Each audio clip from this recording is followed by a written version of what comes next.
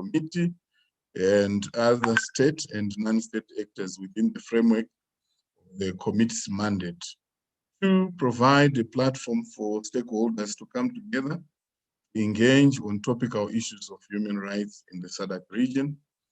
3, deconstruct the regressive narrative on human rights and the relationship between the state and human rights actors in the Sadiq region, and pave way for the emergence of a more progressive narrative built on stronger collaboration for the promotion of human rights and accountability in the SADC region. 4th, explore ways of strengthening cooperation between national parliaments and national human rights institutions towards greater promotion and protection of human rights nationally. And lastly, outline actionable strategies and specific interventions for awareness raising on human rights and strengthening of parliaments and other institutions of governance to ensure accountability for human rights abuses with the SADC-PF Standing Committee, Democratization, Governance and Human Rights and its partners in 2021. On that note, I wish to hand over to the chairperson of our second panel, Tseke Kasambala, the Chief of Party Advancing Rights in Southern Africa program, Freedom House. I have the honor of handing over to you, and all the best.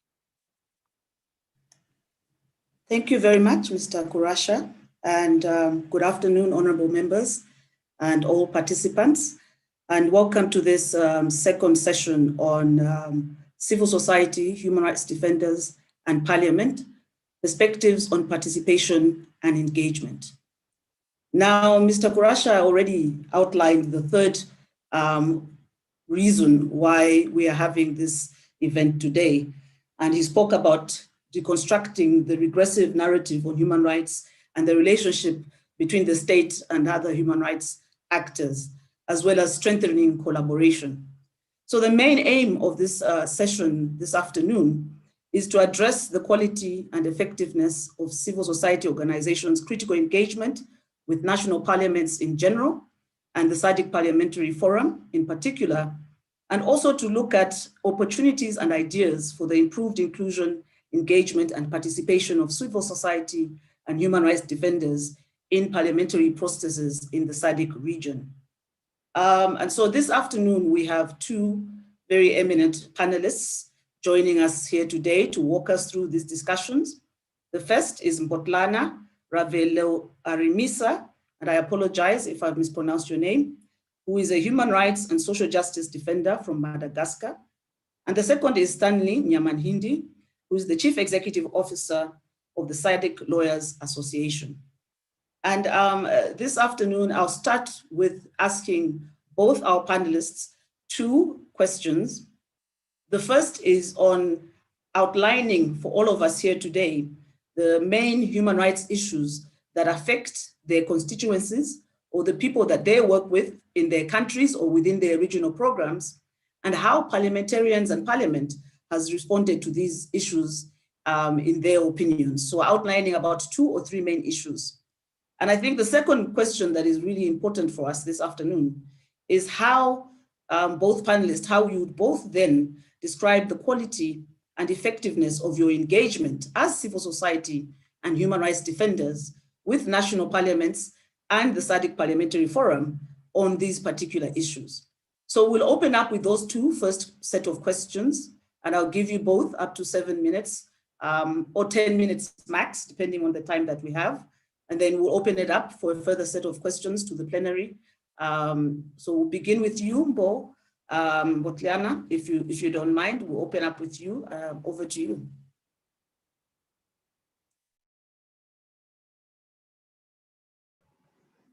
Good morning, everyone. Will I speak first or Dr. Stanley?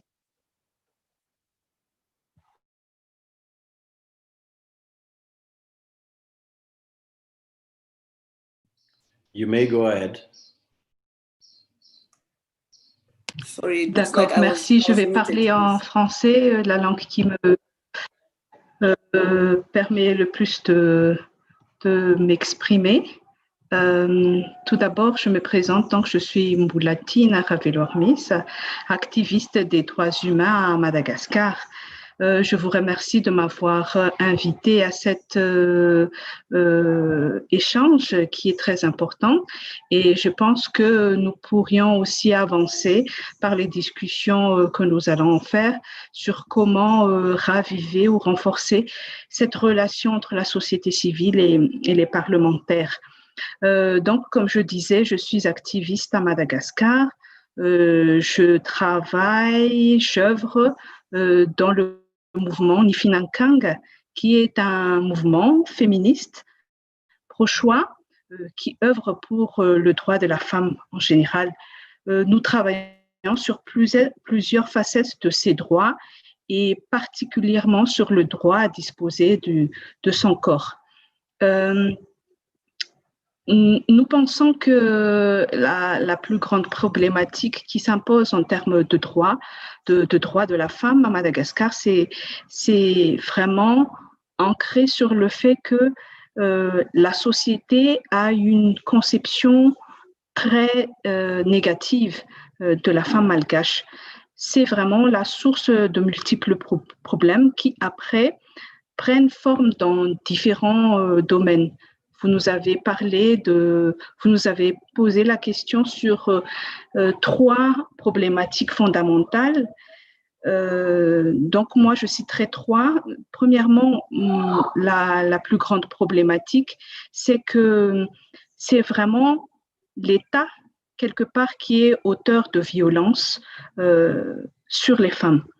Je vais citer un exemple. Notamment, on a une loi injuste et qui est devenue hors contexte. Par exemple, la Constitution, dans l'article 314, interdit l'IVG, l'interruption volontaire de la grossesse. Et cet article est pourtant un copier-coller du Code Napoléon de la loi française de 1810. La France a déjà avancé par rapport à tout ce qui est texte, mais Madagascar est toujours resté sur ce Code Napoléon de 1810. Quand on criminalise l'avortement, ça entraîne d'autres problèmes de droit.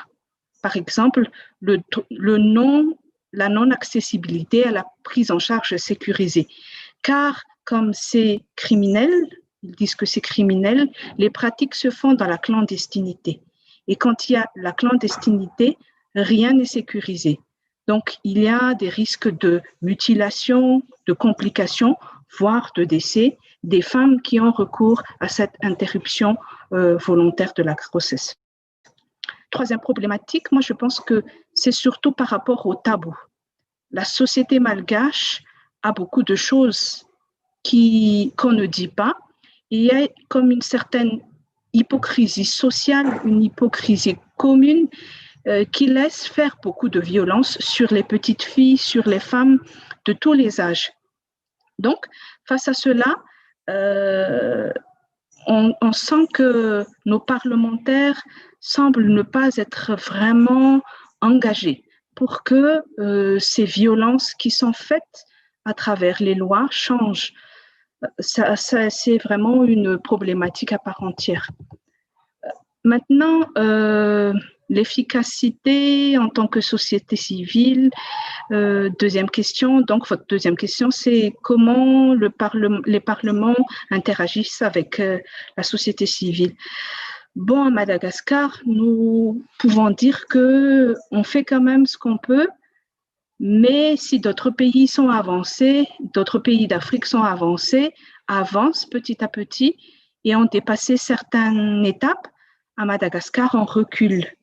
Un exemple, en décembre 2017, des textes sont sortis pour endurcir les lois sur l'interruption volontaire de la grossesse. Et maintenant, même en cas de viol, inceste ou de grossesse qui peuvent tuer les mères, on ne peut plus rien faire. Nous avons fait des plaidoyers au niveau des parlementaires et nous avons été surpris que certains parlementaires veulent vraiment avancer, surtout les parlementaires qui ont connaissance de la loi et qui ont été aussi engagés dans la société civile, ils veulent avancer. Par contre, il y a une grande partie des parlementaires qui sont plus politiques et qui ne voient pas les droits humains comme un outil pour le développement, mais plus comme un outil des autres pays pour menacer Madagascar, etc. Donc, c'est vraiment un fait que les parlementaires sont pas tout à fait d'accord sur les mêmes choses, qui est tout à fait normal, mais la situation est assez difficile pour nous, vu que ceux qui sont un peu progressistes sont moins nombreux que ceux qui sont dans la patriarchie négative et qui veulent à tout prix que la femme reste un objet de la société. Voilà un peu ce qui se passe à Madagascar. J'espère avoir donné un aperçu et aussi donné des pistes de réflexion sur cette collaboration entre société civile et les parlementaires. Je vous remercie beaucoup.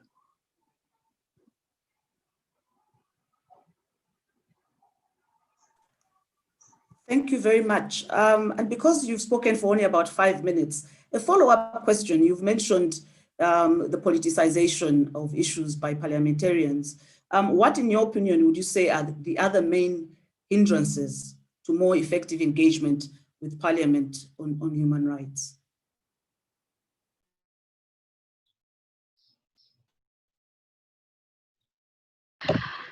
Je vais être vraiment très franche, hein. C'est des calculs politiques. Tout d'abord, par rapport à l'interruption volontaire de la grossesse, il faut savoir qu'à Madagascar, l'Église catholique a une grande mainmise sur la politique. Et comme nous le savons, le dogme du christianisme catholique ne permet pas cette pratique. Alors, certains parlementaires préfèrent être sous la bonne égide de l'Église catholique au lieu de répondre positivement au contexte et aux besoins des femmes malgaches. Deuxièmement, comme je vous ai dit, il y a toujours cette hypocrisie pour dire que pour être un bon parlementaire, il faut être un bon chrétien. Ça veut dire qu'il faut qu'on soit bien vu et dire qu'on est contre certaines pratiques malgré que ce qui se passe dans la société est tout à fait autre. Donc, c'est des calculs où se trouvent les voies si je vais me positionner par rapport à des thématiques des droits humains. Et ça, ce n'est pas juste par rapport à l'interruption volontaire de la grossesse. Il y a quelques semaines, on a eu aussi un grave incident quand un parlementaire a voulu passer une loi contre les personnes homosexuelles. Donc, ça a été mis sur la table et pour pouvoir attirer certains votes, les parlementaires n'hésitent pas d'aller vers, de retourner sur des choses qui sont normalement acquises. Également, certaines femmes parlementaires n'osent pas tenir tête aux hommes parce que la patriarchie est encore très, très, très, très rude à Madagascar. Et ça fait que des droits, même si des femmes ou des hommes doivent se lever pour dire que certains droits doivent être acquis à Madagascar, ils n'osent pas par peur des votes, mais par peur aussi de la société d'être mal vus.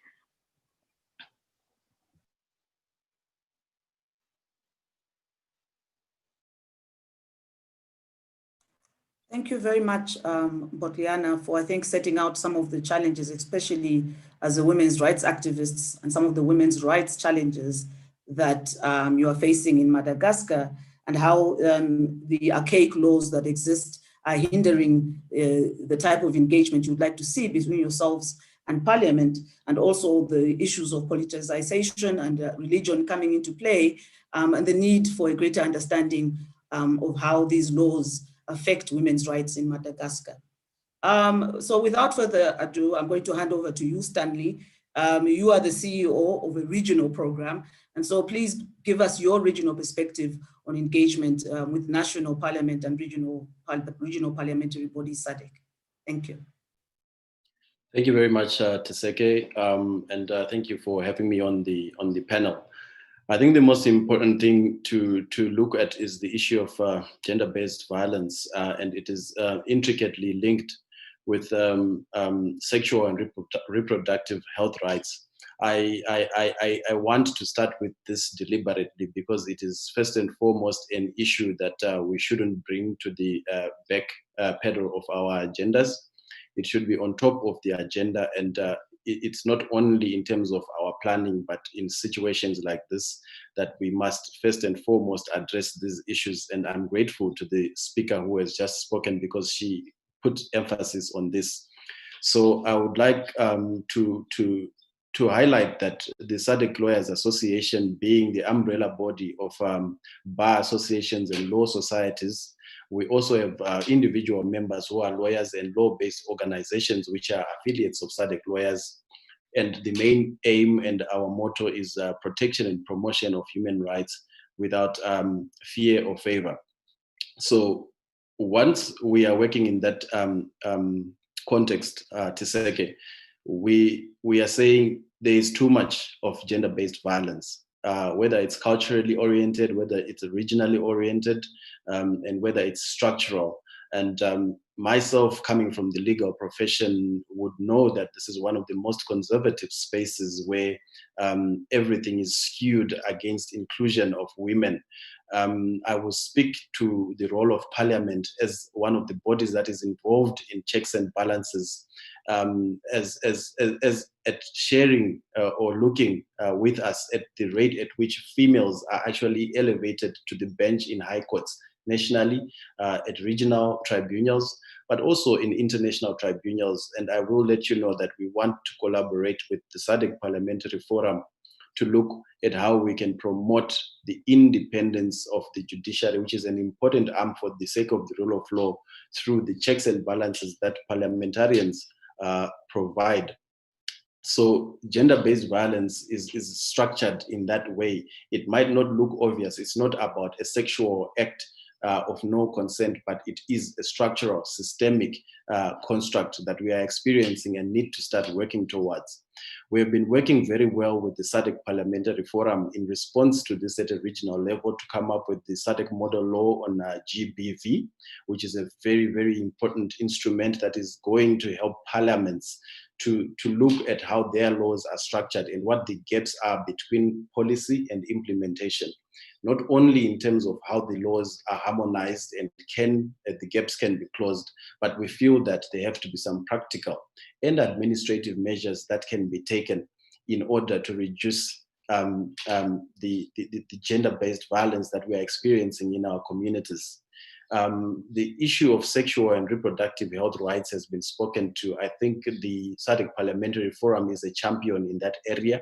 We as the legal profession has just found our foot as a technical legal partner in coming up with analysis of the laws, working out of strategies together with Sadiq. I think once you speak of the region, we have to speak of the Sadiq organ represented by the Executive Secretary. We work very well together. There is also the UN AIDS regional team for Eastern and Southern Africa, UN Women and other UN agencies, which have been very active in the model law processing. But not only the model law processing, but there's also been work on coming up with guidelines. So issues like age of consent are what you as parliamentarians are discussing in Parliament. In some cases, it's being said it should be lowered. The legal age of teaching issues of sexual and reproductive health is also very critical, because at what stage do we equip our children to learn about their bodies, to learn about their sexuality? There's also a huge debate on prostitution and its legalization. It's advanced here in South Africa, where I am. Our headquarters is the Sadiq Lawyers Secretariat is in Pretoria, by the way. So the issue of prostitution linked to whether or not it's legalized I know in Zimbabwe there was a constitutional challenge which did not legalize constitution, but made it illegal for police to arrest women who are standing on the roadside. It's very much linked, I may digress with your permission, Tseke, to the issue of vagrancy, and whether or not someone can be arrested for being on the roadside, sleeping under a trailer, sleeping under a bridge. Some of these, in our context of development, have been understood to be products of the level of development of our states and social welfare safety networks. And you find that somebody who's got nowhere to sleep, who cannot really explain what they do, is arrested for simply being situated on the side of the road. And let it not be that then it's called prostitution because you are a woman who is also suffering the same challenges that men face, who are sleeping under bridges, who are sleeping, under trees on the side of the road. And I'm just happy to share with you as the Democracy, Governance and Human Rights Committee that a lot of the work that has been done in terms of public interest litigation by what is called the Pan-African Lawyers Union, of course, yes, joined with our efforts and many other stakeholders who Tseke, I think, knows in the Human Rights Defenders Network, was successful in that the African Court of Human Rights has, as of this week, passed a legal opinion, which actually says it is illegal for police and other security agents to then arrest people for issues of vagrancy, failure to have a defined place to live. And, these are some of the issues that affected women more than men. So I'm happy to say that as we will be coming out again, we will be looking at ways of unpacking this judgment and looking at how it can be aligned to the laws that are there at national level. So I've spoken and highlighted very much the issue of GBV, sexual and reproductive health rights. If I'm still within my time, I would just like to go to another issue which is very, very dear to me. And because we work at regional level, I'm highly unlikely to keep dwelling on individual human rights issues, but I'm going to look at cross-cutting issues. So the next one is the durability of elections as a democratic instrument to promote good governance. And obviously, this is a human right because everybody has the right to vote. And when you vote, the idea is that your vote must translate into your voice, not only in terms of the candidates who are chosen being fairly and transparently spoken to by the votes in the process, but the way they deliver after elections and are held accountable is very important. And we have been doing a lot of good work with the Sadiq Parliamentary Forum in this.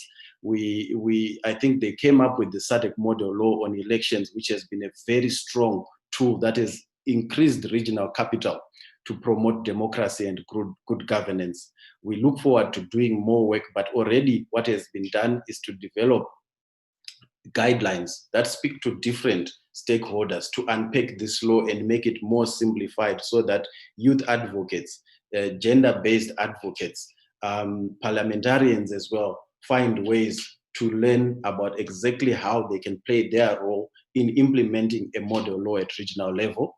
I remember that late last year, there was a very educative platform in which all parliamentarians came together and committed to working to implement the international and regional standards for free and fair elections. Some of the key issues that were picked up was public financing for political parties, the need to have, electoral ombudspersons.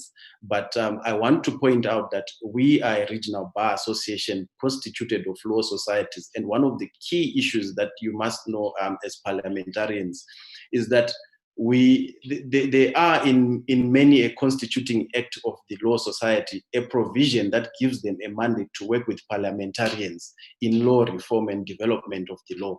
So what does that mean? It means that there's an opportunity to have at national level MOUs with your local law societies and bar associations. You must not only meet when something goes wrong and they're trying to point it out, but there must be a proactive relationship in which they are contributing their expertise to help you enlighten and elucidate areas where there are gaps. And when law development is happening, they should be your partner and your resource. And I think we are offering this resource here at regional level, and we've coordinated this through our national law societies, and I'm sure that this resource will keep coming through as part of the collaborations and part of the platforms that the SADC Parliamentary Forum can harness in advancing your mandate. So we looked at the model law on elections and the guidelines that came in the workshops as some of the areas. And we feel that the institutionalization of the SADC Parliamentary Forum is a further opportunity for this model law to, at some point in time, become a more binding instrument on our parliaments, on our electoral dispute resolution processes when judges are working on electoral dispute resolution. And so I will end by just pointing out that the other issue that we want to work on very much with the SADC Parliamentary Forum is access to justice. So at a regional level, there is an architecture of governance, and I've spoken about this very liberally in this committee before, and we continue to talk about it. It's important that there is the SADC executive with the organ, which meets with the summit. And there should be a parliament. I think we've got an East African Legislative Assembly, which has got legislative powers, and the laws that they make are actually used in the tribunals in East Africa. So there's a role of parliament to legislate, definitely, and this must be done and institutionalized. And then there's the role of the executive, obviously, to govern. We feel that there is also a need for us, alongside the institutionalization of the parliamentary arm, the executive arm, the need to come up with a judicial arm. Now, we once had this, which was the SADC Tribunal, and it had access to one or two cases, which we feel produced quite a lot of animosity. But when we came back to the drawing board, even talking to a lot of parliamentarians, there are so many issues which are affecting citizens of SADC in terms of trying to do business, in terms of trying to cross borders with goods or with services. When you are a woman, what does it mean to be a trader? When you are disabled, what does it mean to be a trader? And you are trying to work across borders with your goods and services. Can there be a court? Can there be research? Can there be jurisprudence which is aimed at improving the lot of SADC citizens? Because we have got what is called the Africa Free Continental Trade Area, and it will not respect ourselves, shutting ourselves down to accountability within the SADC region when other regions are doing so and finding it easier to penetrate and provide assurance of growth in regional integration. So these are the bigger and the wider issues, which I know have to also go alongside the political concerns of what a tribunal can do, of what a full parliament at regional level can do. But I think that we want to continue to work together to highlight the fact that there are human rights issues that are affecting citizens at SADC level. We must research to really see what these are and how especially the women in the region can be helped to do better, to become equal citizens at a regional level, working together with a regional body like yourselves. Thank you so much, Tseke. I think I'll rest it here while we wait for the next round of questions. Thanks very much, Stanley. I think that was quite a comprehensive presentation with some very clear issues that you wanted to raise and advocacy initiatives. I'll be opening it up to plenary for questions in the next 2 minutes or so. But I think before I do so, and please make use of the raise hand function if you want to ask a question. But before I do so, Stanley, I wanted to ask you, you've spoken about two model laws, the SADC model law on GBV and the SADC model law on elections that you've worked with and engaged directly with the SADC Parliamentary Forum on. And I think one of the things that I think would be very useful for us to hear today is, just examples of how this has worked and why it has worked so well. What are the key things that you've done in terms of engaging the Parliamentary Forum, in terms of positive ideas that you can share with us that have strengthened your collaboration with the Parliamentary Forum? in about 2 minutes, if you don't mind. You are muted. Sorry about that. Thank you very much. I think the one that I'll go to in 2 minutes is a very specific example where, as Sadiq Lawyers Association, we did observe the elections in South Africa last year. And we found out that one of the key issues was that independent candidates are not actually allowed by the constitution or the electoral legal framework to compete. And this is against access to justice or representative or the choice to vote, because you need not vote for someone who is only under a political party. And I think you know that public interest litigation has been actually initiated in South Africa, and the Constitutional Court this year ruled that independent candidates can actually compete. Now, this is one very clear example of where the Sadiq model law is a clear standard which says in the region, many of the countries must be guided by the fact that independent candidates must be able to stand and be voted for under any constitutional dispensation. And I believe that such a law was one of the persuasive statements that was able to be brought as evidence to a South African court to quickly show that at the regional level, this is the standard. And therefore, I believe would have given them comfort and confidence in progressing towards that standard. So in the absence of guiding instruments which integrate or which bring together all the legal and best practices, we could have had less progress and less impact in trying to advocate for this position. Thank you very much. We are now at almost 1:45, and I remain to be advised by Mr. Kurasha when this session should end. It started at around 1:20. I'm assuming it's 1 hour. That means it would end at 2:20. So we have about, 30 to 40 minutes for further discussion. Are there any questions from the audience?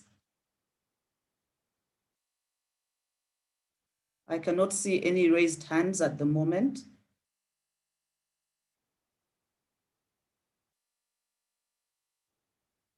In the meantime, I'll continue to ask questions. I have plenty listed here today.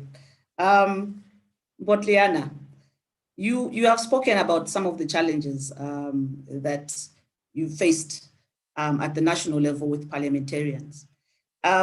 When you reflect on the mandate of the Sadiq Parliamentary Forum Standing Committee on Democratization, Governance and Human Rights, how do you think that they as a regional body can help support you and create opportunities for better engagement, participation and inclusion between Parliament and yourselves as civil society to foster greater accountability on human rights in this region? So taking it from the national to the regional level and bringing it back down.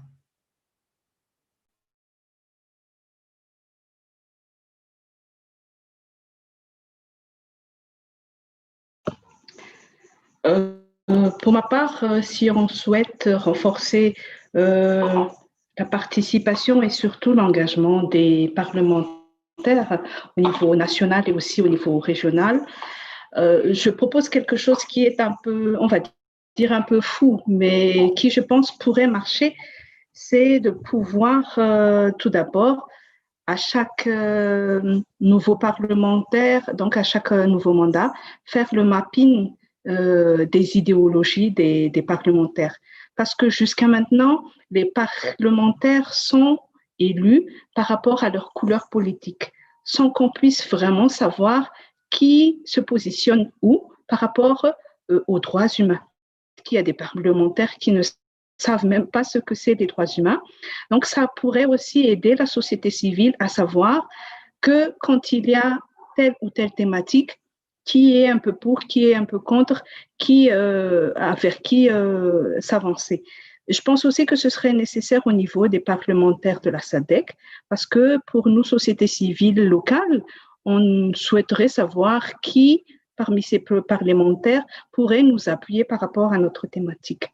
Une fois que ce mapping est fait, moi, je suggère aussi ce qu'on appelle un suivi citoyen de chaque parlementaire. qu'il y a des scorings, qu'on puisse mettre des points sur l'action de chaque parlementaire, sur les thématiques qui préoccupent le citoyen, comme le parlementaire et le représentant du citoyen, qu'on puisse savoir quel parlementaire a appuyé quelle cause ou quel parlementaire n'a rien fait pendant son mandat. Après, ça nous permet aussi de voir l'évolution au sein même des parlements. Aujourd'hui, les parlementaires sont comme des gens qu'on connaît à la télé, mais qu'on ne connaît pas par leurs actions, surtout pour le cas de Madagascar en tout cas. Donc, ce suivi parlementaire, suivi citoyen des parlementaires pourrait aussi être utile par rapport au plaidoyer général que nous pouvons faire. Également, une autre suggestion, c'est de faire l'école des droits humains pour les parlementaires. Que chaque parlementaire qui arrive en poste puisse suivre des cours sur les droits humains ou sur toute autre thématique. Parce que je comprends vraiment le parlementaire. Par exemple, lui, il était dans les affaires, il est élu, eh ben, qu'est-ce qu'il pourrait comprendre du droit des autochtones ou du droit des femmes? On ne peut pas tout savoir. Un être humain ne peut pas tout savoir. Mais quand on est dans une position où on doit défendre les droits des citoyens, on devrait avoir une certaine base. La société civile peut venir faire des cours, des présentations, faire des échanges pour que au moins tout le monde ait les bases pour comprendre les droits humains, pour défendre les droits humains et pour se positionner par rapport à tout ce que le citoyen réclame et souhaite d'un parlementaire. Voilà un peu mes suggestions. Certains sont un peu fous, mais je pense que c'est par des idées un peu décalées qu'on puisse avancer aussi dans la relation entre la société civile et parlementaire. Merci.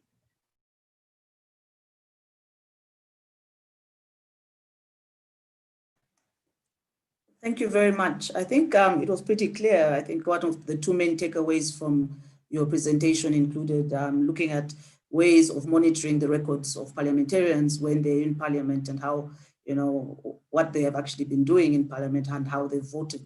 The second one is looking at further trainings that I would suggest not just on human rights, but on an understanding of human rights and human rights laws. I think those are two very concrete suggestions. So thank you. I still do not see any hands or questions in the chat box. I don't know if that's just me, but I cannot see any raised hands.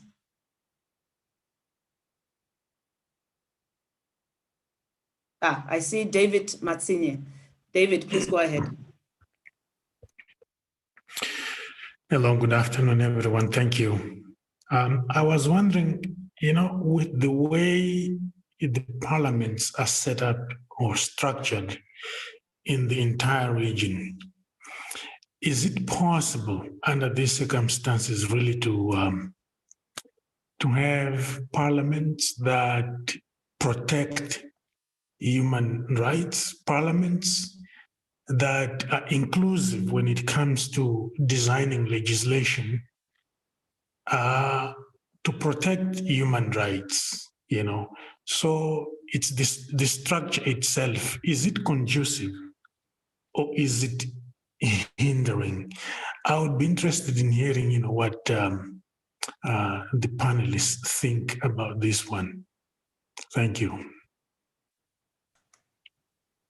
Thank you very much, David, for that challenging question. I'll start with you, Stanley. What is your opinion? Thank you very much, Tseke, and thank you very much, David. It's not only challenging, but a stimulating question at this point in time. The thing about parliaments is you, as a parliamentarian, the journey is that you start as a people's representative at a ground level. There are people with hopes and aspirations, and you speak about this. But we've also spoken that in most cases, political will is expressed through political parties. Now, political parties have got different manifestos and different ways of implementing different programs in order to in my view, come up with a wide spectrum of social and economic rights, as well as civil and political rights that are upheld. That is the full expectation. But once you get into parliament, there will be a mixture of backgrounds and procedures. So there has to be that awareness that there's a metamorphosis from an individual passion and vision to a party manifesto, and then to a national parliament. Now, what is a parliament? A parliament now becomes one of the three arms of government, which we hold sacrosanct in the equation for rule of law, because separation of powers is not possible without a parliament that performs the function of checks and balances.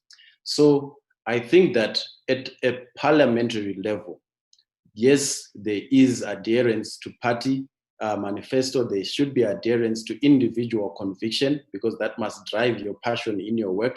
But there's very much ample opportunity for a parliament to perform its work as a check and balance. So for instance, you legislate when you are in parliament. The judiciary can take a very wrong interpretation of a law whose hope was to reduce gender-based violence and use that law to advance inequalities by simply being ignorant or biased. And a parliament must have an opportunity to petition the presidency to have a commission of inquiry over such issues. Or for instance, it can be the executive that says, well, the way this judiciary is acted must be sanctioned in this way.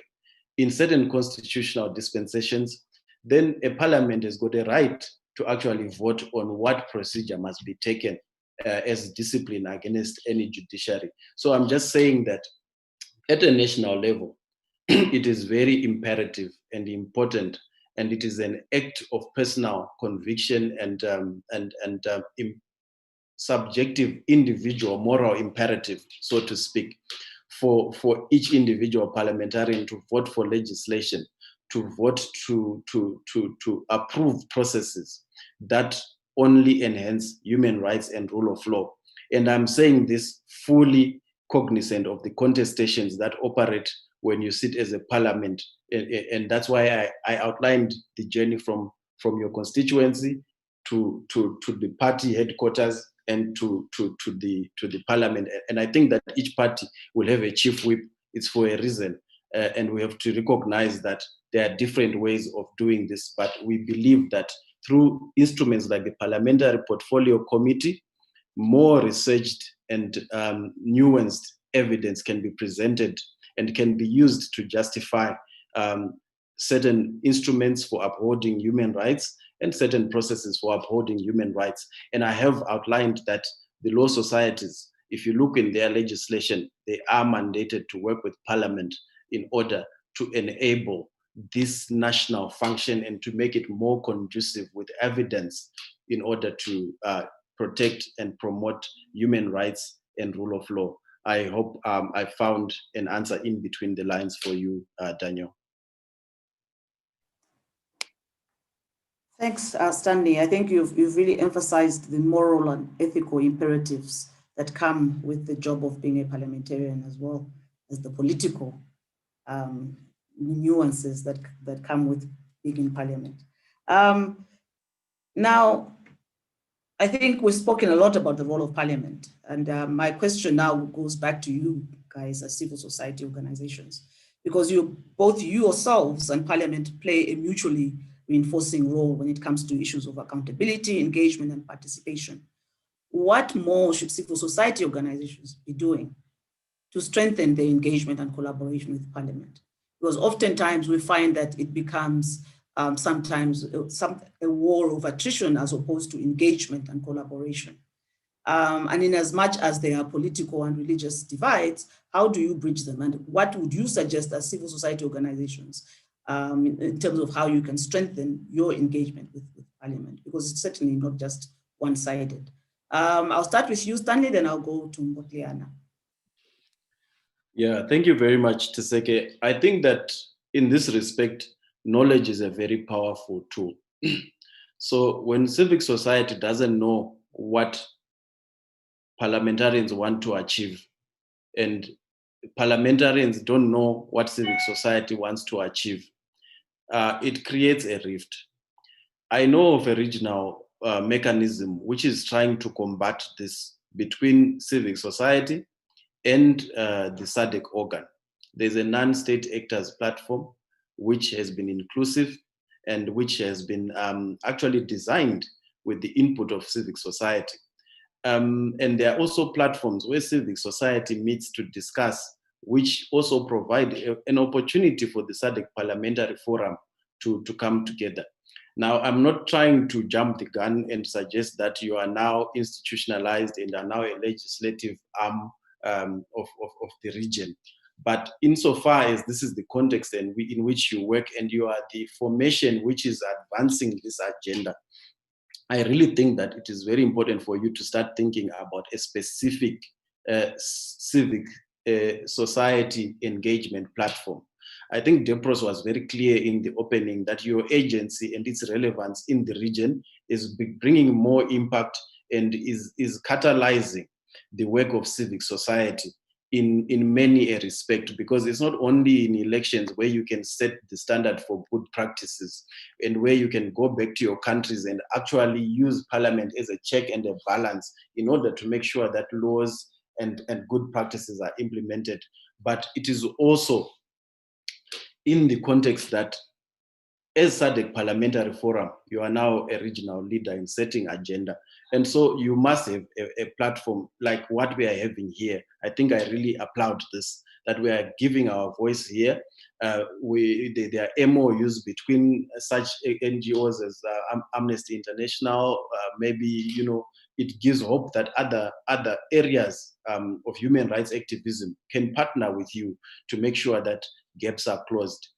So this is happening at the committee level, but I think at a regional level, a deliberate consultative platform with civic society is very important. And I can't help but think of the Civic Society Forum that happens on the sidelines of the SADC Summit. All of us will be there, and a lot of the organizations which are working at civic society level, at grassroots level, will also be there. And it's important to consult with them there to find out what are the challenges they are facing and how can these challenges be arrested or corrected through parliamentary functions. And I think that a lot of ground can be covered. You also then obviously get to learn about what civic society itself is doing and how it also complements or reinforces the efforts of Parliament. I think I'm going to find out how your questioning is going, but I would want to speak also of the work of pro bono and public interest law, which is public interest litigation, which Parliament and the legal profession coming together can actually be able to bring about human rights. Human rights can be upheld. I think the issue of the medication around ARVs in South Africa was pretty much a partnership between civic society, the legal profession, and representatives in Parliament to make sure that regional and international socio-economic rights instruments are applied fully so that the rights of people with HIV and AIDS can also be honored. So there are many opportunities. We just need to continue in this direction and formalize and institutionalize, and then we move to occupy and implement. Thank you so much. Thanks, Stanley. And quickly, before I move to Mpotliana for her opinion, just to say that obviously the honorable members are here on this platform, and they've been listening for quite a while, listening to yourself and Mpotliana speaking to these issues. And after Mpotliana responds, I would really urge the honorable members to please give us their own views and responses. I was particularly taken by David's question on how Parliament can be restructured along human rights lines. So I would love to hear back from the honorable members. Mpotliana, over to you for the next minute or so. What are your opinions?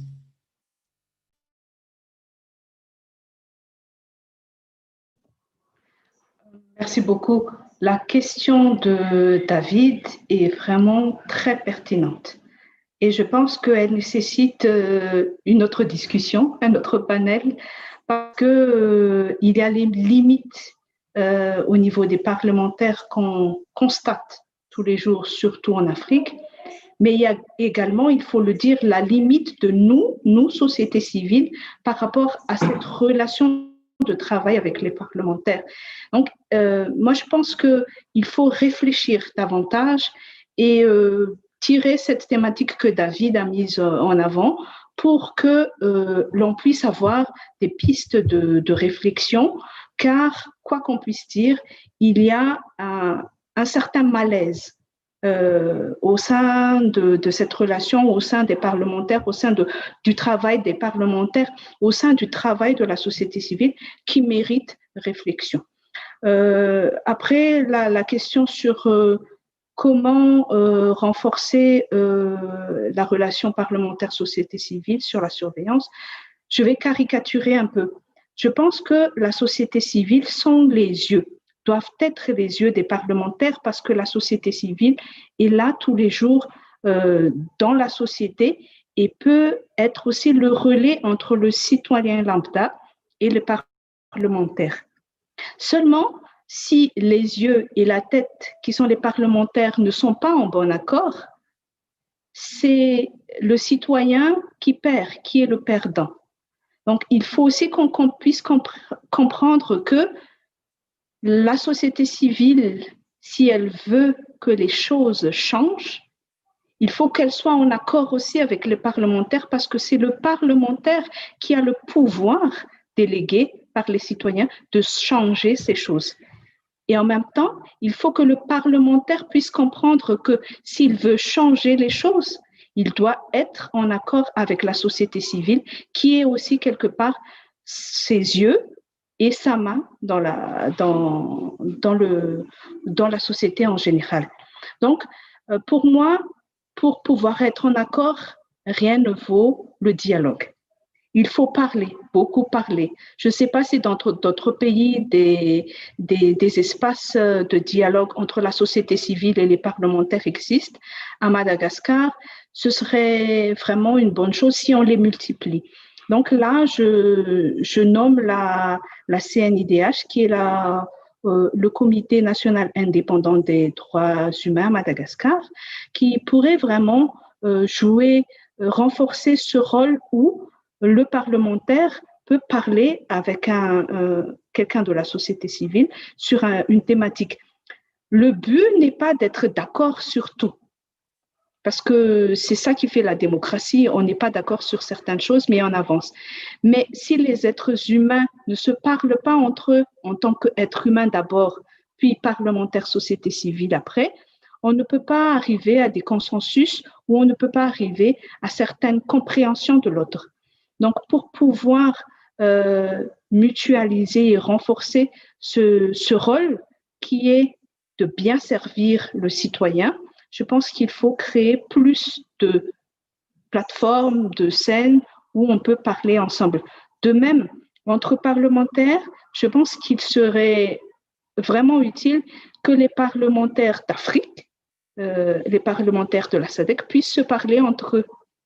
Parce que, par exemple, certaines problématiques que nous vivons à Madagascar ont été dépassées depuis longtemps aux Républiques démocratiques du Congo, par exemple, sur les questions de l'interruption volontaire de la grossesse. Donc, ce serait bien si les parlementaires malgaches puissent parler avec les parlementaires du Congo sur comment ils ont fait pour pouvoir avancer. Et je trouve que ce serait une superbe idée de pouvoir aussi mutualiser ces expériences panafricaines. Merci beaucoup.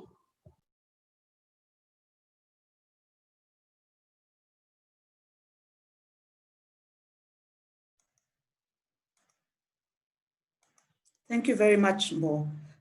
So perhaps I could ask, I know certainly that the members of the Sadiq Parliamentary Forum Standing Committee on Democratization, Governance and Human Rights have been listening carefully to this.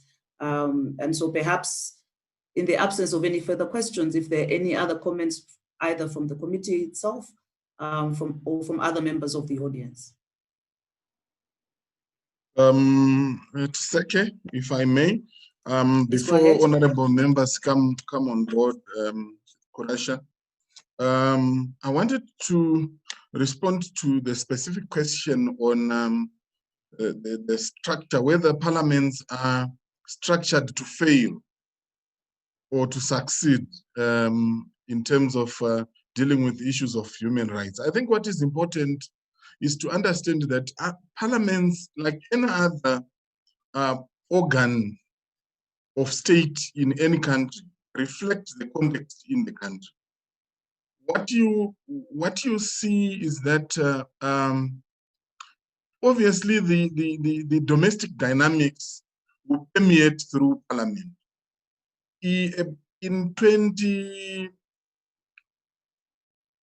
From the period around 2008, 2009, right through to 2012, there was a discussion within the Sadiq Parliamentary Forum around the developing minimum standards or benchmarks for democratic parliaments or democratic legislatures in the Sadiq region, to say what are the minimum constitutional, administrative, financial, etc.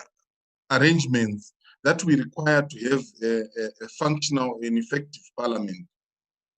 And I remember when we went through that process, and out of that process, what has been born, we have developed what I consider to be very strategic documents that represent opportunity for engagement between parliaments and civil society, particularly with regards to parliamentary strengthening.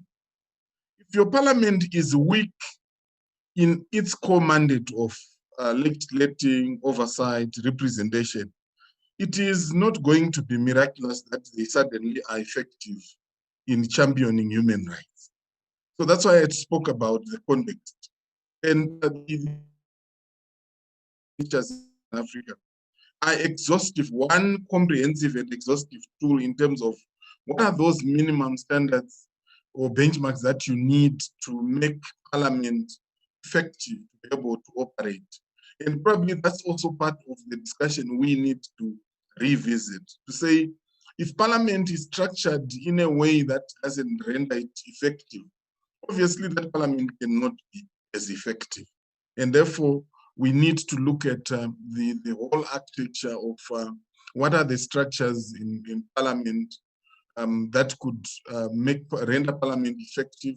For instance, the committee system is one of we usually in parliamentary development language call committees the engine room for committee work, because while in the plenary, that's where the full politics come to play, because members are taking things to the gallery. In committees, they are more focused on issues, they are less political, and even the focus on issues, it's more concentrated, and therefore that's where you have more opportunity to be able to engage parliament. From my experience working in the national parliament, in the regional parliament, the relationship, collaboration between parliaments and civil society is one where civil society itself also needs to invest in understanding how parliament works. Parliaments are boring, generally because they are steeped in tradition. When you talk about order, out of order, standing orders, usually civil society colleagues are impatient around those things. But what then happens is that because of the impatience, sometimes they get issues when, in terms of procedure, the horse is already bolted and you close the staple. So as a result, part of the clash is not necessarily that parliaments and civil society are not agreeing, but because civil society itself on its part may not have invested enough to understand how parliaments operate, so that when it's still possible to make impact before you can resort to condemning parliament for not doing certain things. And therefore, there's need for more structured conversations between the two institutions, from my experience, if parliaments must be effective. When civil society in a country is effective and parliament is not, What it simply means is that there is something that is missing between the two institutions. And if we were able to structure a relationship or a collaboration, we must be able to end up with some HEP medium, at least in standing committees.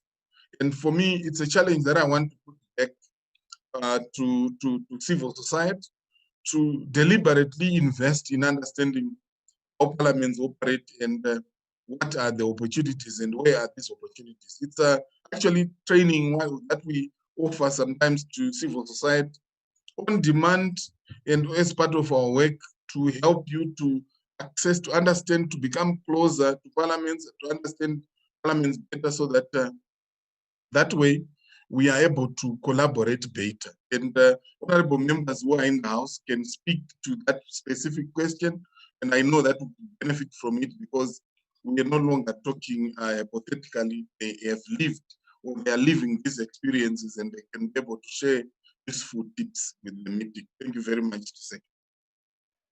Thank you. That was, I think, a really good response in terms of from the parliamentarians' end and how Parliament actually functions, looking at the minimum standards and benchmarks, as you've said, looking at more focused ways of advocacy and engagement through the parliamentary committees, and those suggestions for those of us on the civil society side in terms of how do we understand the workings of Parliament. I will pause and see if there are any other hands from some of the members either of Parliament. I see you, Stanley, but I just wanted to give it a few seconds. We have about 5 minutes left.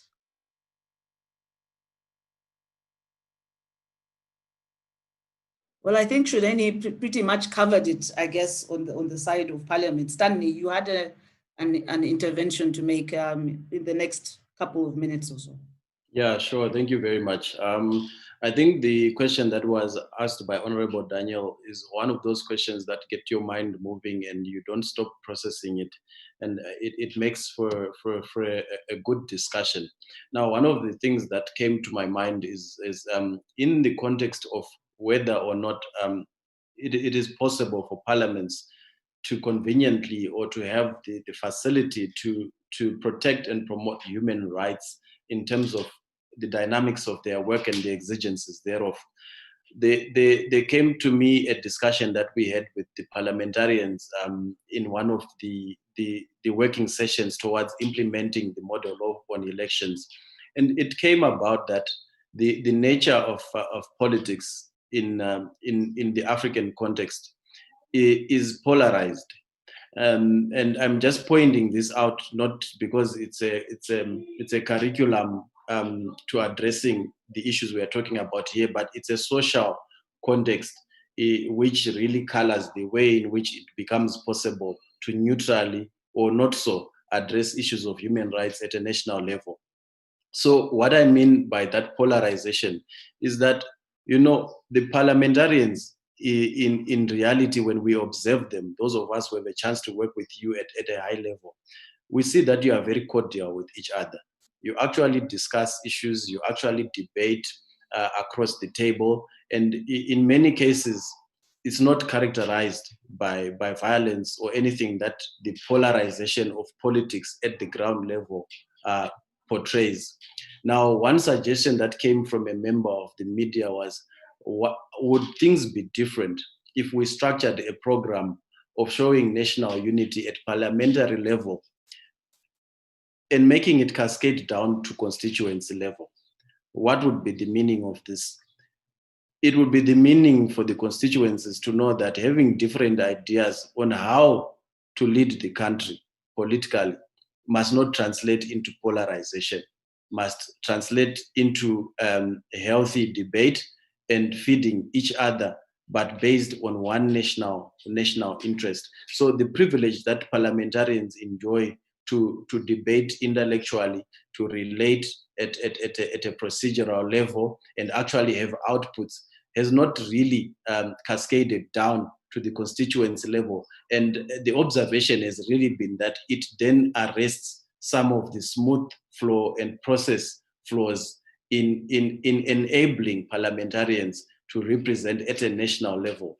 And this is one of the areas which, though not directly involved, indirectly influences the color of any human rights aspect that might come up at parliamentary level, in as much as it can come up at constituency level, because there is political polarization, which we feel that in terms of strengthening democratic processes, Sadiq Parliamentary Forum and civil society can actually work together to show that constituencies up to the national level of institutions have got one duty, and this can be addressed with a national, unified context. Thank you. Thank you very much, Stanley. Dear audience, in the absence of any further interventions or comments, we had quite a comprehensive discussion. We started at the national level, looking at some of the challenges, but also opportunities for engagement between civil society, human rights defenders that are working at a national level and their national parliaments, but also some of the challenges that were outlined in terms of some of the obstacles and hindrances that exist, namely the politicization or the politicized nature of parliaments, religious opinions and views, and archaic or colonial laws. But then we also moved on to the regional level, where we looked at the more, stronger engagement between an organization such as the Sadiq Lawyers Association and the Parliamentary Forum here, and how you have both engaged each other to work on a Sadiq model law on GBV and a Sadiq model law on elections. And to my mind, I think by the very nature of us coming here together, this is evidence of the type of collaboration and the type of robust dialogue that we would like to see moving forward between civil society, human rights defenders, and Parliament, both at national level and at the regional level. So on that note, I'd like to thank you all very much. I'd like to thank Botlana, Ravelo, Rimisa. Once again, I apologize, Botlana, and Stanley Nyamanhindi for the really comprehensive engagement and some of the practical examples that you presented today. And I'd really like to thank the honorable members and the rest of the audience for taking the time to listen in on this panel discussion. Thank you very much. Thank you very much, Tseke, for the very riveting session. It leaves me with the responsibility of inviting our next panel, is panel 3, to be moderated by Madame Maseho Madzwamuse. Good to see you, Madame. How are you? I'm good, thank you. And good to see you too. Thanks for having me. Sure, thanks. So we hand over to you. The session is going to look at COVID-19 and human rights in Southern Africa, pathways for a gender-just recovery and future resilience. You have the next hour to do justice to the topic. Over to you, ma'am. Thank you, Mr. Kurasha. Good afternoon, distinguished honorable members, colleagues, and participants. It is my honor to facilitate this afternoon's session. And I think 2020 being the year that it has been, I am particularly pleased that the Sadiq Parliamentary Forum is joining other organizations and sectors of society to reflect on where we are. And in the context of 16 days of activism against gender-based violence, I'm also pleased that as you think about the post-COVID world and what it looks like, you are keen to reflect on the gender dimensions of the future that we should be seeking. And I would like forefront to thank Amnesty International and the Sadiq Parliamentary Forum for putting together this panel. As the overall facilitator has said, the topic for this afternoon is COVID-19 and human rights in Southern Africa, pathways for a gender-just recovery and future resilience. I have with me four eminent panelists. I'm not going to take too much time telling you who they are or introducing them in the form of their bios. I am going to rather ask that as they speak, they say something a little bit about themselves, who they are and where they are based. I've got with me David Matsine, who's with Amnesty International Southern Africa. And then I also have Dylis George, who's with Oxfam and is the Oxfam Country Director for Zambia. Mary Da Silva, who is with the Foundation for Socioeconomic Justice in Eswatini. And lastly, Talent Jomo, who is with Gatswe Sisterhood in Zimbabwe.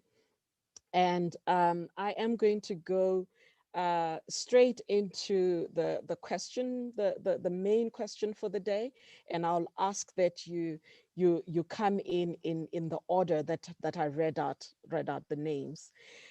So we are, as I said, focusing on building a more just and inclusive, resilient societies post-COVID, and the four panelists are going to facilitate an exchange of knowledge on the existing realities of the COVID-19 burden. And they'll also take us into some of their insights in what is emerging in the different spaces that they work in terms of policy-oriented solutions for the future. And most importantly, the role that we would like to see parliaments play in our region. Just starting with David, would you please just share with us from your work, who has been most affected by COVID-19 and how? And also if you could just take us into your confidence in terms of some of the gender dynamics that you have seen in your area of work with Amnesty International. Over to you, David. Well, thank you very much. I will not be using image here because of the setup in which I am, and my technology is not in good shape, so you will forgive me for that. I would like to begin by saying, when I was a young, man going to school in primary school, I had this friend, with whom I traveled long distance just to get to school. She was a girl. Her name was Vungi. We passed the 5th grade, and when we went to 6th grade, she disappeared. She was no longer in the group with us going to school. And when we tried to find out what had happened, we were told that the father, who worked in the mines in South Africa, had decided that she had had enough education to be able to write letters to her boyfriend or her husband, who also would be working in the mines in South Africa. So that was enough education. She had to stop. This is to say, this is society as it is, and society as it is rigged in terms of gender discrimination, rigged in disfavor of women. And COVID-19 comes and reveals a lot of gender discrimination in our economic structures, social structures, and we have seen that playing out, especially after the measures had been put in place to control the spread of the virus. So the first thing that I think we should think about is the formal economy, where women are overrepresented in the industries that were most affected by COVID-19, like the hospitality and food industry, the retail and wholesale services, also recreational services, including education, especially primary schools and kindergarten. Most of these services are the ones in which women are overrepresented.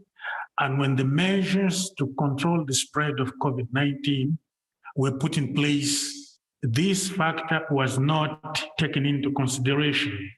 So women were left to their own devices to struggle by themselves, and we have seen how that played out.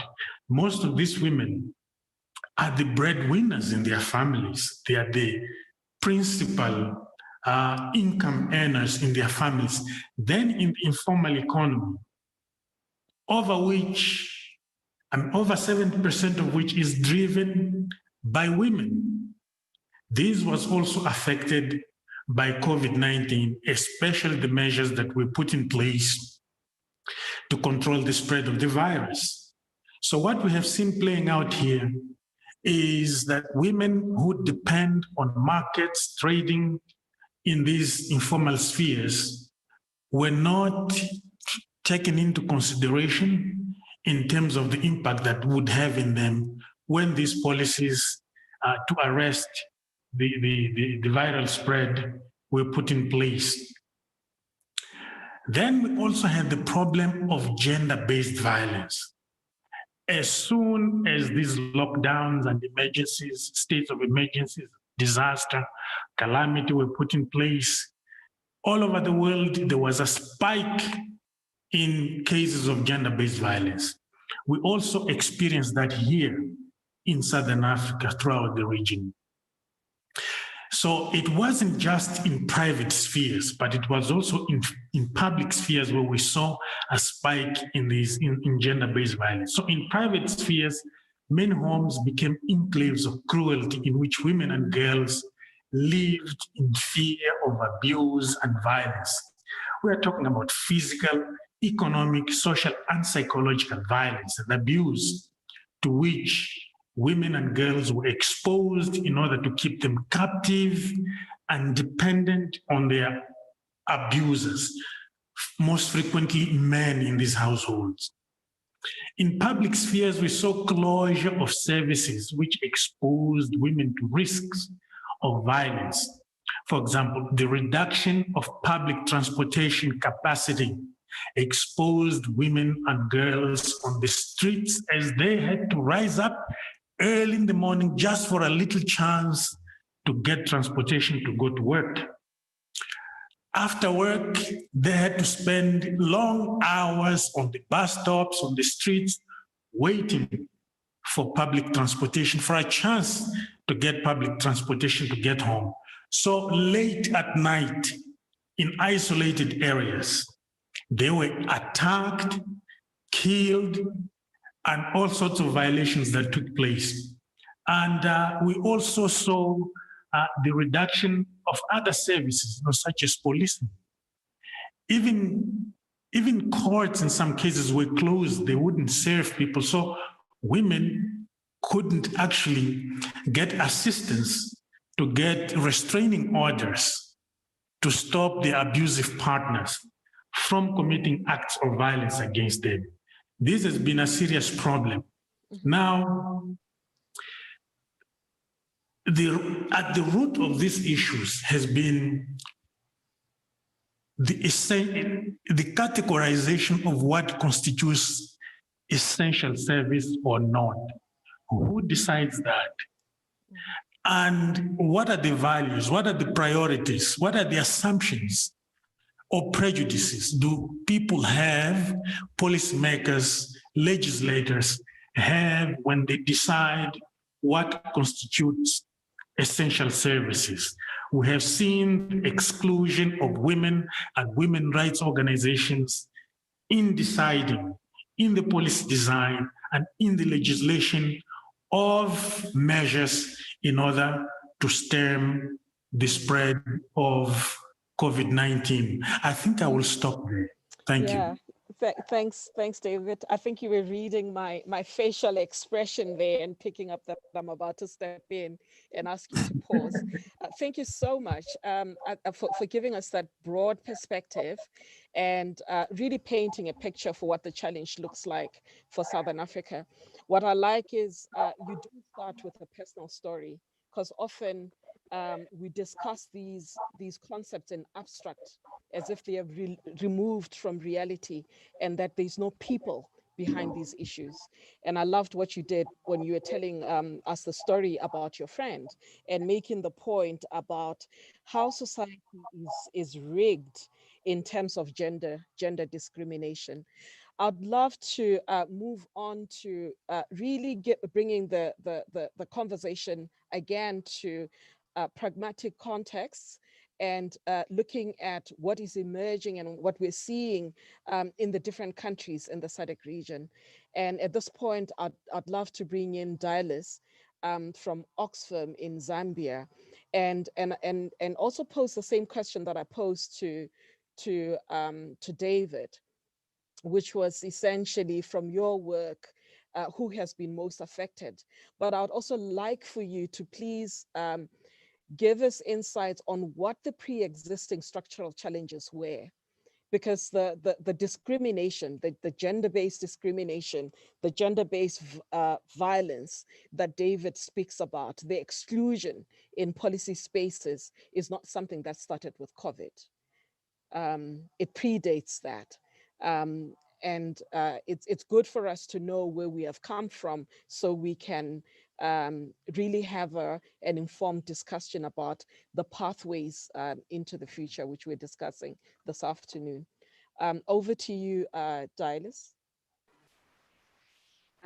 Thank you very much, moderator. And I hope that you won't mind with me having the video off. I'm sitting in Lusaka and it's pouring heavily. So I just want to have a stable connection because my bandwidth might not be the best. That's and fine. let me try to just add on what David has already laid as a foundation. So I certainly do agree with you that we are living in a world that is changing very rapidly. And a lot of the things that we are seeing today, like you rightly pointed out, have not started with COVID, but that these shifting realities that we have to grapple with have actually just been made worse by things like the pandemic. So in the work that we do as Oxfam, particularly the work that we do in Zambia, we work on issues of accountable governance and we work on issues of just economies. And we work with a whole range of actors, human rights defenders, activists, movements, coalitions, smallholder farmers. We work with women and youth. And in there, we've seen quite varied experiences, especially in the COVID period.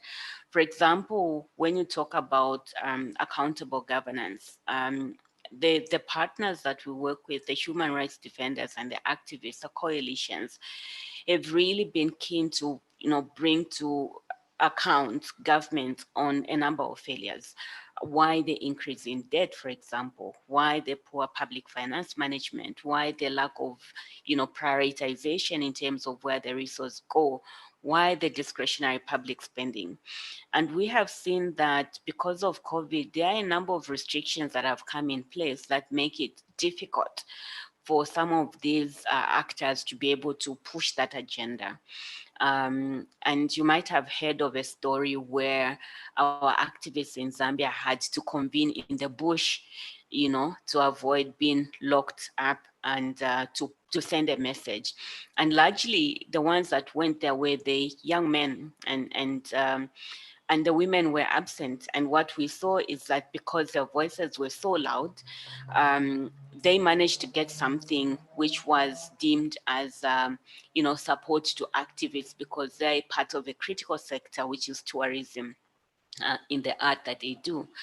But what about the women artists whose voice was not present because they had to go to the bush, because they had to be ready to run? And because, they had to obey the lockdown measures that were put in place. So we see some of those challenges and how they're impacting on the female gender. In our work in alternative economies, where we work with smallholder farmers trying to shift or transform the way that agriculture is done, we have acknowledged that knowledge is really, really something that is key. And you will agree with me, like particularly this year, we're going to have an a La Nina year, as they've put it, and that means more flooding. And one would want to reach out to the farmers in the farming communities and pass that knowledge. And a lot of that is best done through farmer field schools and all that kind of thing.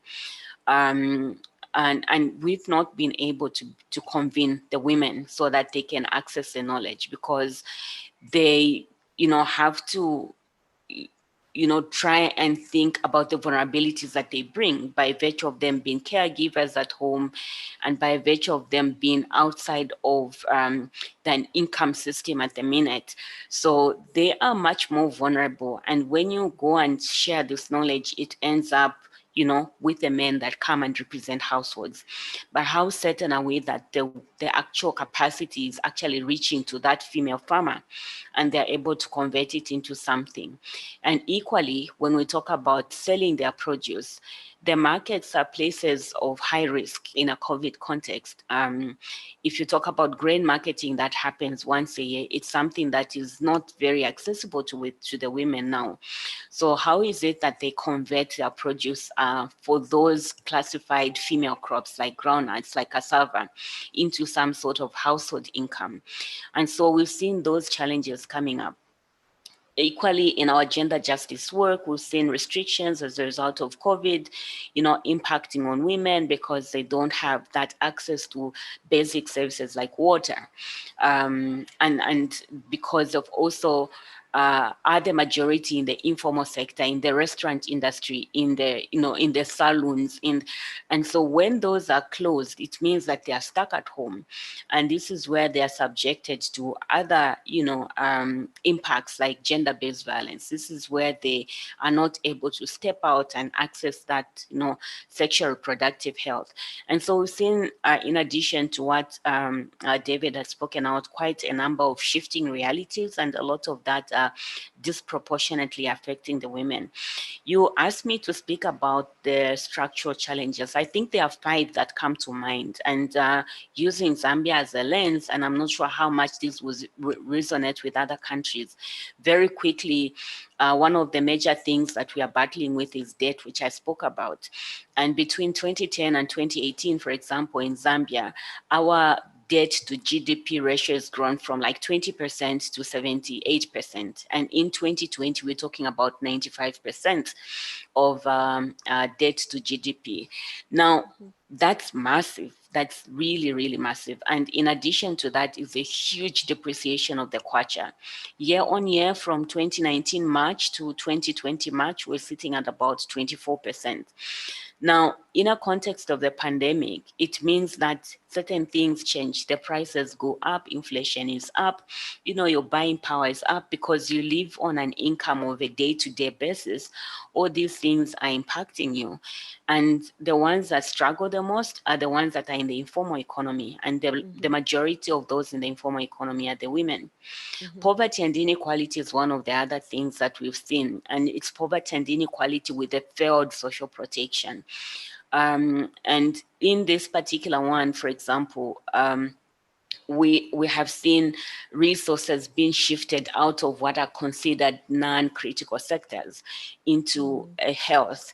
And what is that doing in terms of social protection programs? It means that the poor are not shielded. And in Zambia, we do have a dual economy. So we do have an urban economy and a rural economy. Majority of the women are in the rural economy in agriculture. And the ones in the urban sector, majority of them are in the informal economy. And so you can imagine how much impact that has countrywide. And lastly, I was just going to talk about the global shocks that are there. We are a mining economy, and once the impact is felt, at global level because of COVID, we also feel the impacts here. And I think this is across. So we've seen job losses. We've seen all that. And the ones affected, I think, are the ones at lower echelons, and these are the women. Yeah. Thanks, Stylus. I think you also build links to some of the points that David had raised, but you also bring here some new insights. The point you were making about debt to GDP ratio, and that it has grown by 20%. And hardly do we ever look at the differentiated impact of some of the macroeconomic decisions that our governments make. And you bring the point home about the impact that that has made on women. I like what you say about the diversion of resources and funding from social protection, and therefore exposing women and other people who are affected by poverty and inequality to shocks and not being cushioned. You brought in an issue of voice around organizing, giving examples of the people in the creative and art industry. I'd like to bring in Mary from Eswatini, and Mary really posing the same questions to you, but perhaps in the interest of time as well, in order for us to keep this conversation moving along, is I would appreciate it if you could also touch on what the government of Eswatini has been able to do in the form of a response to the challenges that you will highlight. Mary, over to you. Hi, Maseko, how are you? Can you hear me? I'm good. I can hear you. Are you also going to keep your camera off? Yes, I will keep my camera off because my network is quite weak where I am. So I might even drop in and out of the conversation. Sure. Yeah. No so, worries. In response to the question, David and Dialas have given a good background with what is happening generally around the region. But looking at our interventions being gender responsive and resilient, I would begin at the point that says within our country in Swaziland, mind you, it's Swaziland, not Eswatini, because that was unconstitutional in its whole process, the change of name. So within our context, we do not even meet the Sadiq quota for women representation in parliament. We fall way below the threshold. We fall at a threshold of 30% representation of women within parliament. And that speaks to underrepresentation of women. And it speaks to exclusion of women in decision-making processes, in making decisions around the policies and the regulations that come up, particularly with reference to the pandemic.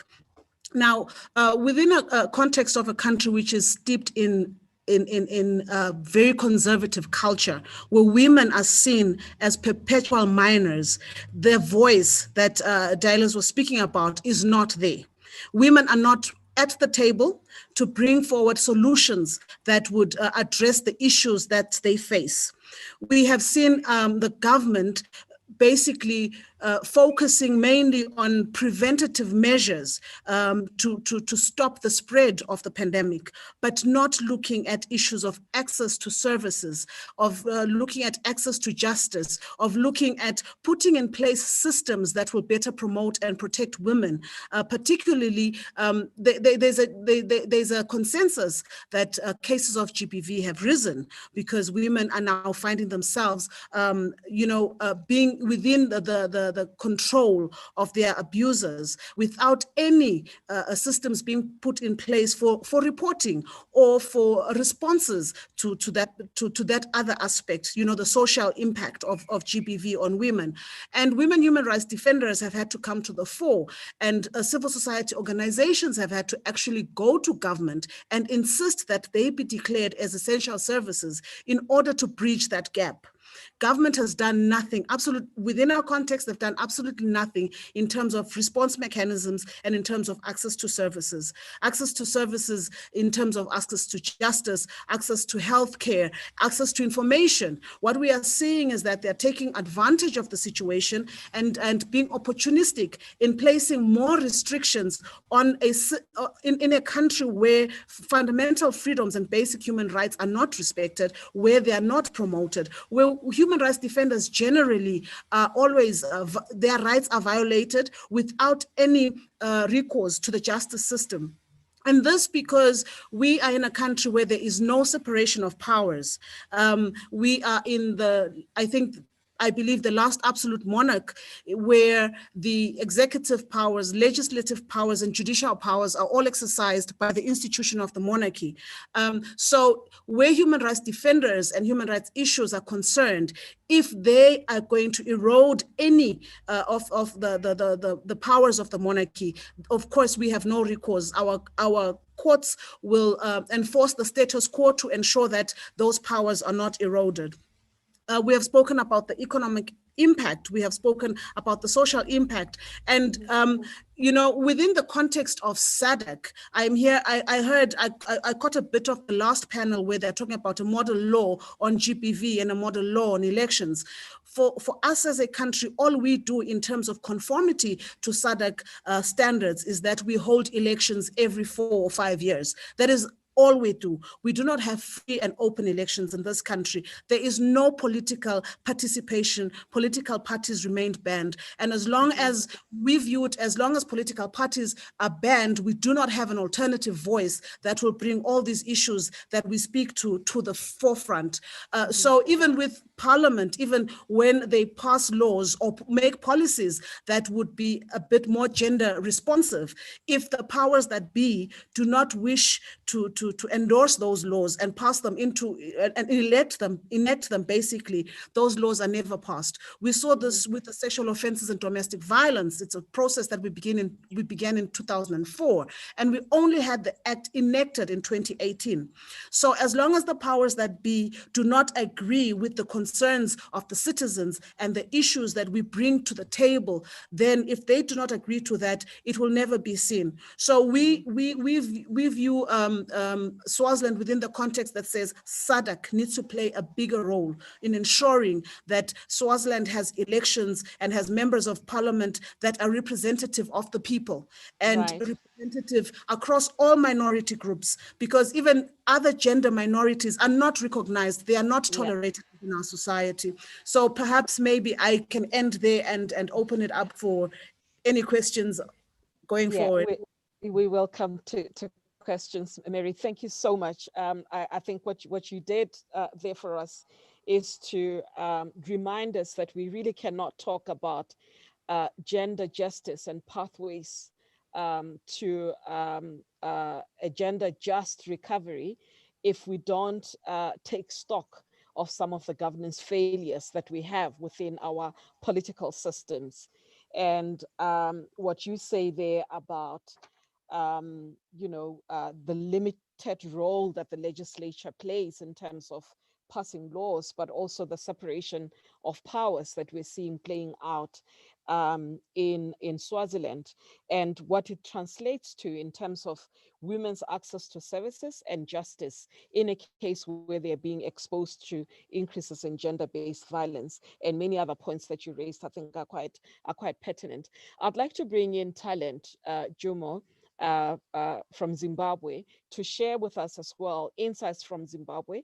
The same questions for you, Talent, and also for you to please touch on what you have seen in the form of government responses. Over to you, Talent. Thank you very much, colleagues. I also will not switch on my microphone because I keep getting a message that my bandwidth is very low. But I hope that I will be able to stay on the call.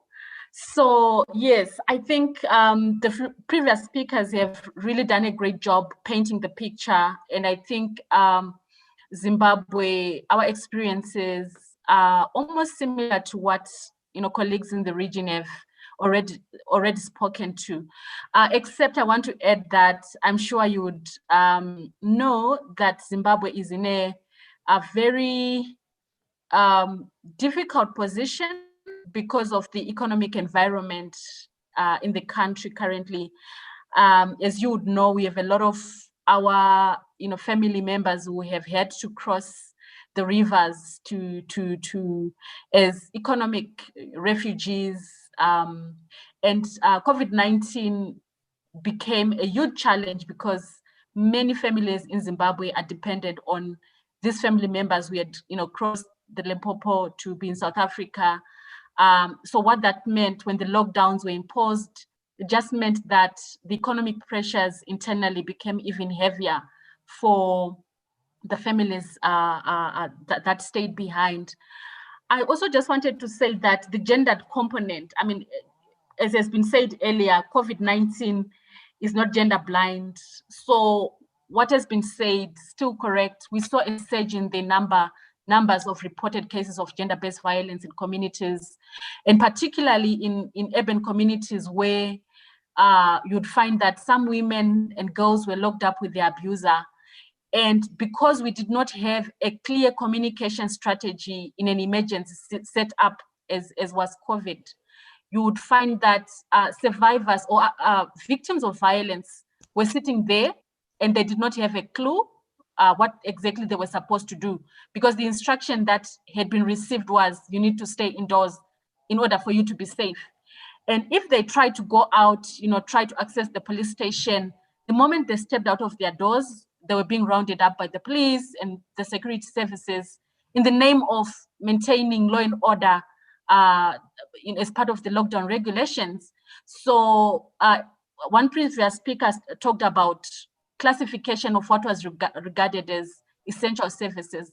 These survivors, these victims of violence, when they tried to go and seek support, the police officers would basically say they were not aware. I mean, these issues were not part of what was regarded as an emergency. And in any case, they needed proof that they needed to move from point A to point B. So I would that I think one of the major issues was our preparedness, emergency preparedness in our countries, and how we communicate during emergencies. Do we have clear communication plans? In some instances, you'd hear something on radio, something on TV, but how many of our communities have households where you find a TV set and a radio that is functional? Because that became, and the internet became the key modes of communication. And I think that really just pointed to our failure to recognize that there are households, low-income households, who would not be able to access such information.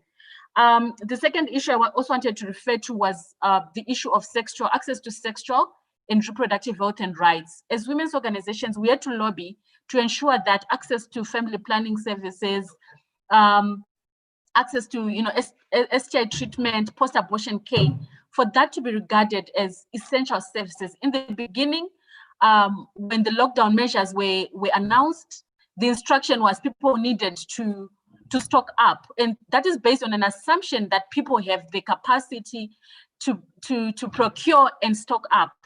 For more low-income households, mostly those affected by urban poverty, they live in the urban areas, but they basically they live from hand to mouth on less than $1 a day. They basically do not have the capacity to stock up. So if you needed to pass through the roadblock, you needed to show them a card that you were scheduled to meet a doctor, to go to the clinic.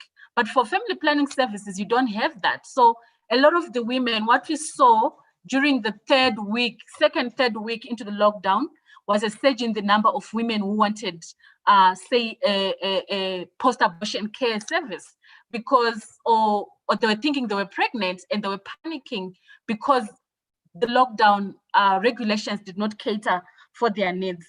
So those are some of the things that I thought I should flag. Our emergency preparedness should be engendered and look at all those other aspects that are peculiar to women and girls. Our parliament had to slow down, but there were issues that were already on the table. I just wanted to flag three of them. So currently in Zimbabwe, and I understand in the region, we have this conversation around the age of consent to extra services. Those are conversations that sort of stalled because of the lockdown. So Parliament was not in session.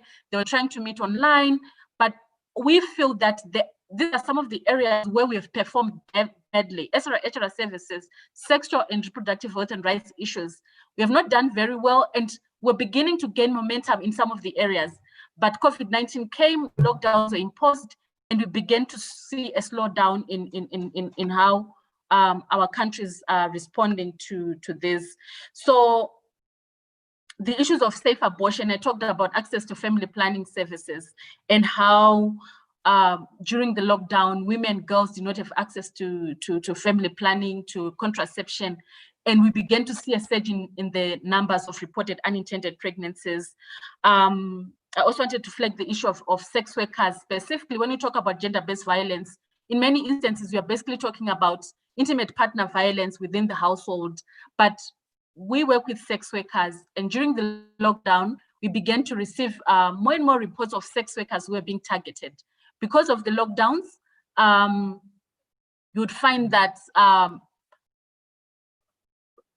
there were limited numbers of clients, and because sex work is criminalized in most of our countries, sex workers during the lockdowns were pushed underground.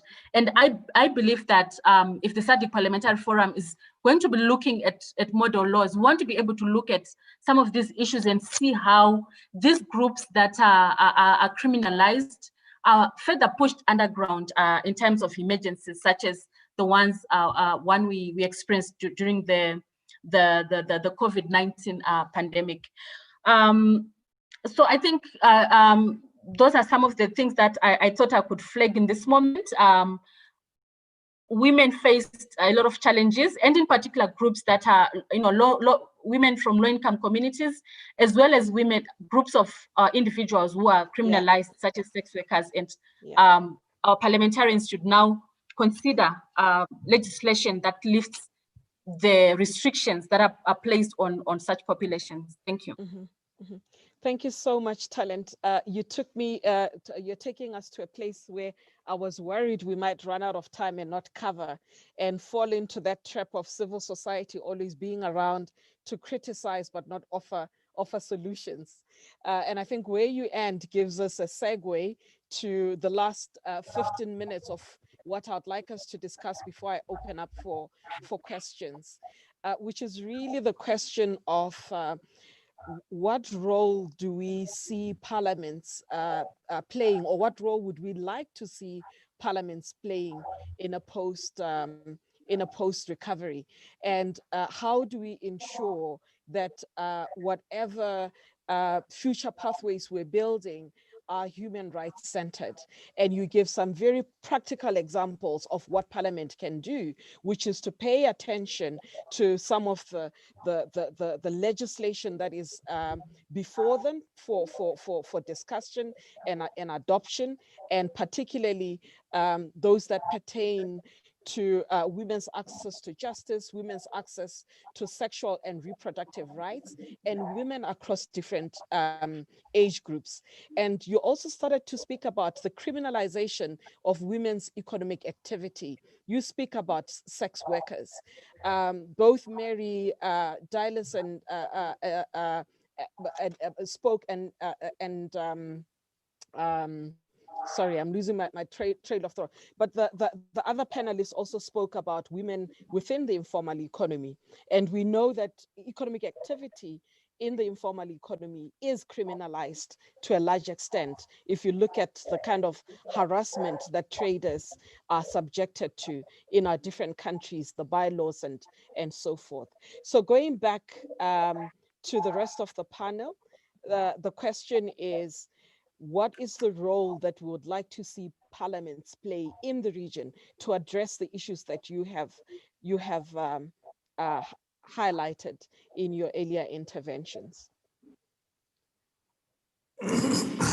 Perhaps we can, I can go back to David, same order, or you can jump in. But yes, over to you, David. Okay, thank you very much. One of the things that Parliament can do is to build robust economic and social structures that are inclusive of everyone. How do they do that? All the sectors of societies that are excluded in the legislative process, in the policy design process, must be brought in to participate in this activity. So when governments or parliaments without including people who rely on essential services or who work in essential services, people who represent those who rely on essential services. It's counterproductive. What you'll have is a problem that we have seen playing out during the play out of these measures. Because when you say, I'm doing this without you, you're excluding a knowledge base that is untapped, that it's unused, which could be helpful in designing good legislation and policy. When you do that, you are also saying, I do not recognize your humanity, and negating your humanity, which is inappropriate. It's a form of exclusion. So in my view, we need legislation and policy design that have human empathy, that are based on human empathy.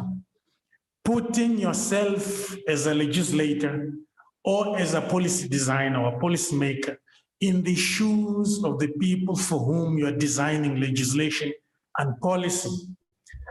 Gain insight from the people for whom you are doing your job. Then that will enable you to design meaningful legislation and policy. And the way you do that is to be inclusive, include them. I will stop there. Thank you. Thank you, David. I think you're very good at reading facial expressions. I will move on to Dialis. Please, if you could also respond to the same question. Thank you. Yes, just a couple of things that I think that government together with civil society can actually do. I would recommend that the starting point is to understand what the impacts of such, epidemics are on rights of people. So some quick impact assessments to ensure that the measures and the actions that are taken are actually appropriate and that they do not infringe on the rights or the fundamental freedoms. Just as an example, in Zambia, we do have what we call constituency officers. And I think there is a whole menu of issues that citizens raise. And that could be a good starting point in terms of Parliament drawing up their program of work for the year that the parliamentary committees would be able to do. And half the time we see that the program of work is far removed from what the real needs of the people are.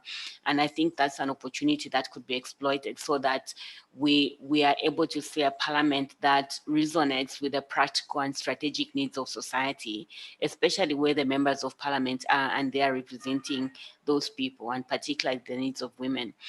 The second thing is that there has to be a multi-stakeholder process, that helps Parliament to understand the context, to understand the complexities of the issues that they're dealing with. I must say that the Parliament of Zambia does this really well because they do engage a lot of stakeholders in unpacking issues, but maybe the step further is to have a collective process for ensuring that policy decisions that are made are actually, responsive to the social dimensions of these choices, and that they do resonate with the citizens and civil society aspirations.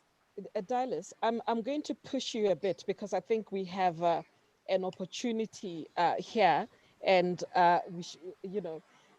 we've got parliamentarians in the room, in the virtual room with us.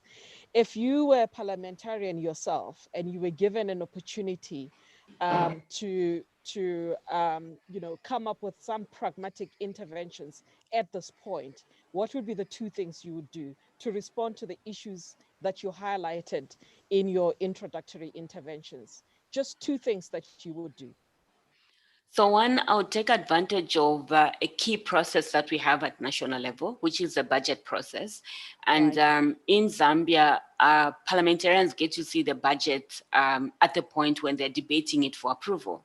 If I were a parliamentarian, I would be pushing to be a contributor to that budget process, because therein would be an opportunity for me to raise the issues, you know, of the people that I represent. And to that extent, then I would be debating based on what the actual needs are. So that would be my one biggest entry point. And then two, I would be wanting to have as much conversation in a, you know, multi-stakeholder process. Private sector, where are they? Civil society, where are they? You know, the technocrats in government, where are they? These are the people that are there. They have the information, they connect with the constituencies, they have the detail, they've tested out models, and they can actually help us to craft out something that is replicable and can be scaled out in our constituencies. I would be thinking of organizing those ones for input and knowledge sharing. Thank you. Thank you so much for sharing your recommendations and insights. And I'll move on to Mary. Mary also posing the same question to you, and again, encouraging you to be pragmatic just in terms of recommendations on the role that parliaments must play in this building back better post-COVID recovery. Okay, thank you.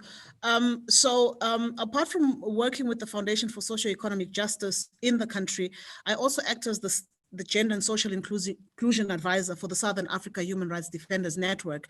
So mine is always about inclusion of all the minority groups.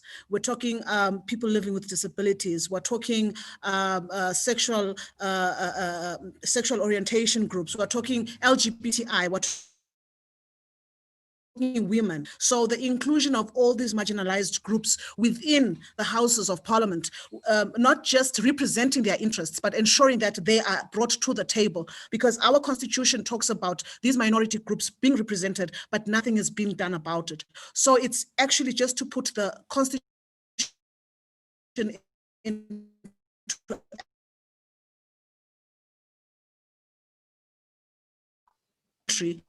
and we are rightly classified as that. But, you know, we are always complaining that we have no money. Our economy is in crisis because we are placing priorities on things that are not priorities. So the budget allocation for essential services should be people-driven, should be human rights-driven, to ensure that the needs of the people are addressed before all the vanity projects that they have. And then, of course, the last one is to make sure that there are structures and mechanisms that are put in place that will be responsive to any of these other situations that may arise. We are a very reactive country rather than being proactive. So I believe that our parliaments should take note of what's happening and learn from the experiences and be a bit more proactive going forward. Thank you. Talent, I'm going to come back to you after I hear back from the participants. I'd like questions and comments, perhaps, from the parliamentarians and other participants who are on the group. I'm not seeing any questions on the chat, and invite you to take up the mic if you've got any comments and questions for our panelists.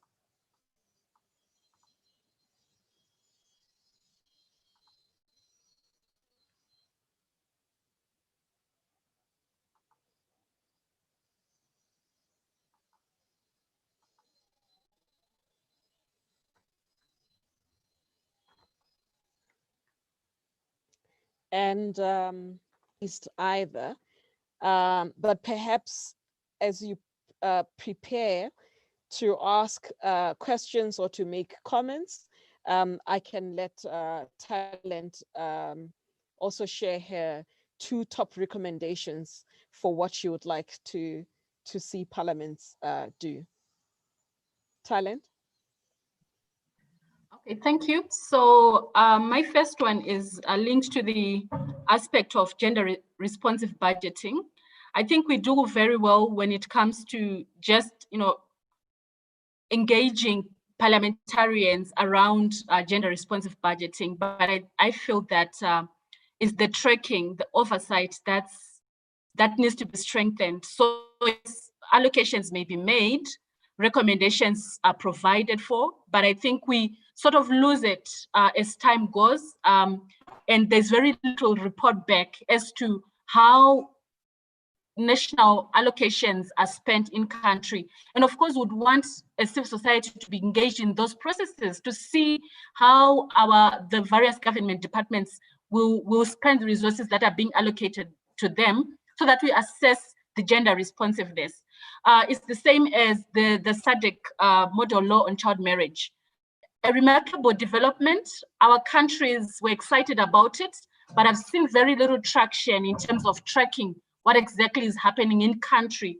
As a result, you go to the different countries and you find that we still live sitting with child marriage laws that are not as different, even after the model laws had been adopted. So we are thinking that, my thinking is, we have these proposals on the table, but it's also the tracking and the monitoring that needs to be strengthened at the level of Sadiq PF. Thanks, Talent. And again, you do a great job of like really taking us to the next question, which I'll open up again to all the panelists. A lot of the examples you have given have been on what you would like to see parliaments do at a national level. The more specific question as we wrap up is the role that you'd like to see the SADC Parliamentary Forum play, but more specifically, what measures would you like to see the SADC Parliamentary Forum Standing Committee on Democratization, Governance and Human Rights take within the context of COVID-19 recovery? Could you just use the last 5 minutes of your wrap up, just sharing what your recommendations would be in that light?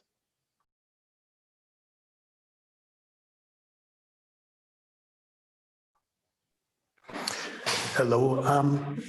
So one of the things that I would like to see, the SADC Parliamentary Committee encourage the Southern African parliaments do is to close the gap between parliaments and the people that the parliamentarians represent.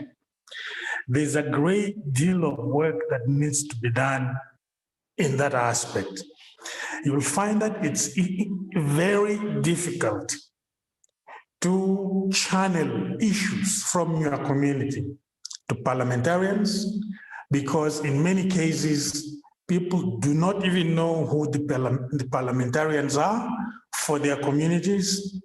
There are no contact information. There's no office address of the parliamentarian to know where they are, how to contact them, and channel your issues.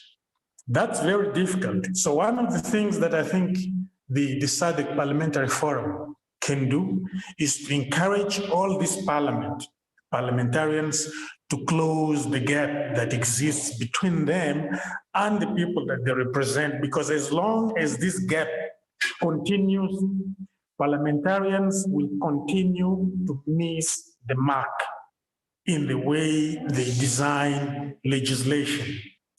I think that's an important thing that could be done. Thank you.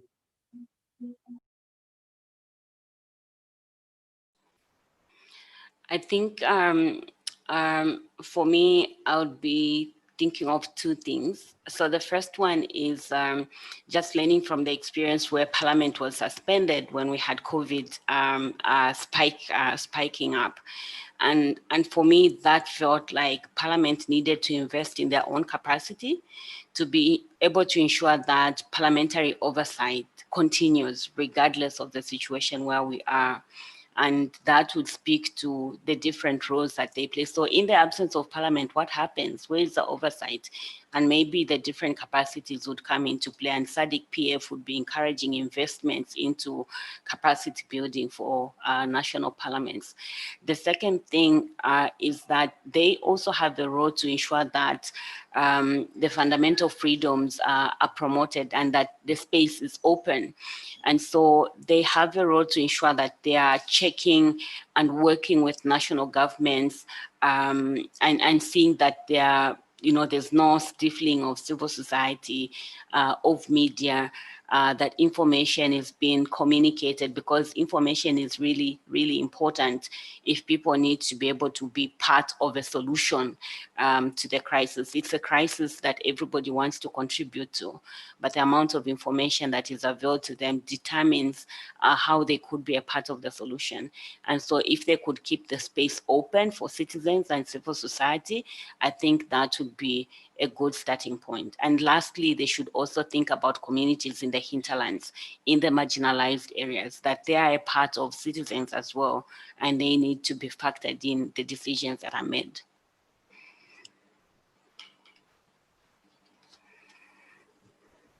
I keep forgetting to unmute myself. Thank you, Dallas. Perhaps we can move on to Mary, and Talent, you'll have the last word. Thanks, Masiho. Mine will be a very big ask, because we need a serious engagement with our authorities in the country for democratic reforms.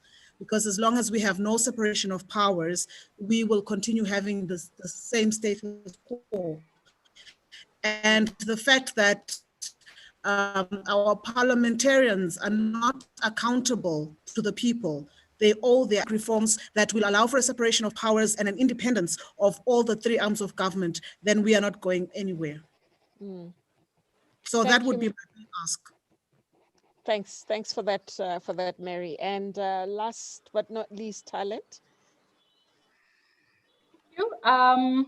I'm glad that we're having this conversation, which I think is part of a consultative process. And at the level of Sadiq PF, it would be good perhaps to actually commission a proper research that can be documented to really see how well we've responded to COVID-19 as a base for preparing our emergency preparedness for the future. And of course, I know that we do have various, desks within our parliaments in different countries, and we should maximize on those so that we have a clearer picture that is documented, well documented. Thank you. Thank you, Talent, and honorable members of Parliament and our participants. I think you'll agree with me that this really dynamic panelist has given us some really pragmatic food for thought in what we need to consider in building back better and pathways for our post-COVID recovery, and most specifically the roles of Parliament if we're going to ensure gender justice in this future. There are a number of recommendations that what our panelists were saying about enhancing the Parliament's research capacities and perhaps partnerships with those who are doing research on the ground in order to understand what the impacts have been and what the structural drivers of vulnerability to COVID have been, so that whatever you are pushing forward in terms of policy responses is informed by realities on the ground. A point was made around the importance of disaster preparedness. And I like that. I think it was Talent who actually talked about this year being El Nino. I can't remember if it was Talent or Dallas, but they speak about the impending floods that will be facing the region. And we know that we do go through cycles of floods and cycles of drought. So this speaks to how we think about the post-COVID recovery within the context of disaster preparedness, but also within the context of building resilience in our region. What is the role of parliaments there? Pragmatic interventions such as paying attention to the parliaments contributing to the gender processes, and really asking questions about gender allocations, budget allocations from a gender justice perspective, and paying attention to social protection, access to public services, essential services such as health services, sexual and reproductive rights, and a number of areas that my colleague spoke about.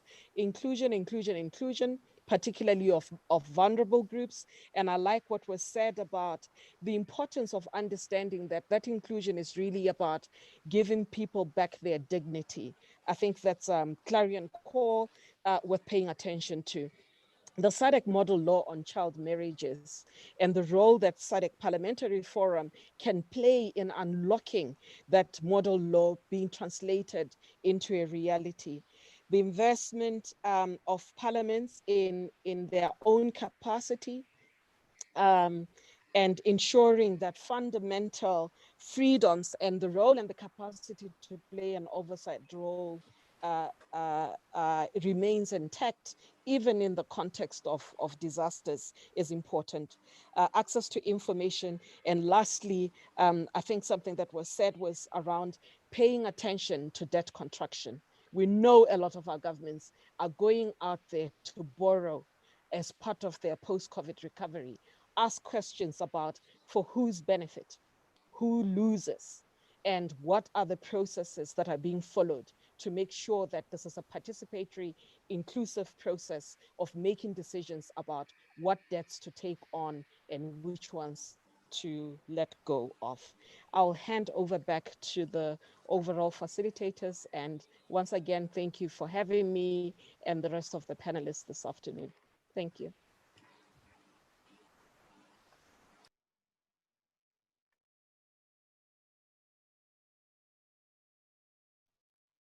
Thank you very much, Madam Maseko. It was a very informative session, a very informative panel. The national dynamics and national experiences quite informative in terms of what parliaments from where they sit can begin to reflect and say where to from here. The issue and the need to put on human rights lenses as we envisage this post-COVID recovery takes center stage. And be assured that the committee at regional level stands ready to engage with stakeholders. And this meeting is just the beginning of what the committee perceives as a systematic and sustained way of engaging on issues of human rights. So we will continue to invite civil society partners, to invite national human rights institutions to engage, to make sure that beyond the reflections, beyond the intellectual engagement, we are able to move and begin to influence policy in a practical way, in a manner that enables citizens to realize human rights, to enjoy human rights. After all, in the words of the Constitutional Court of South Africa, human rights are about humanness, social justice, and fairness. Thank you very much. We now move to the next session, where I'm going to have the privilege of inviting Mr.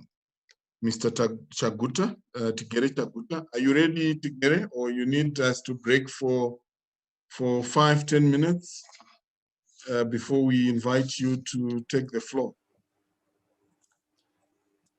Thank you, Mr. Kurasha. I am ready to give the report back, but I guess I can leave it to you and the members to decide. But I'm ready when you need me to. Thank you very much. We shall be guided by you. Now that you're ready, I think let's proceed. And we invite Mr. Tigere Chaguta, the Deputy Regional Director for Campaigns at Amnesty International, to to take us through the report back. Over to you, Chief. Thank you. Thank you, Mr. Kurasha. Thank you, honorables, members of civil society, and all partners presented here. So I will go through our report back from the day. I will start right where we started with the Secretary General Sekome's welcome.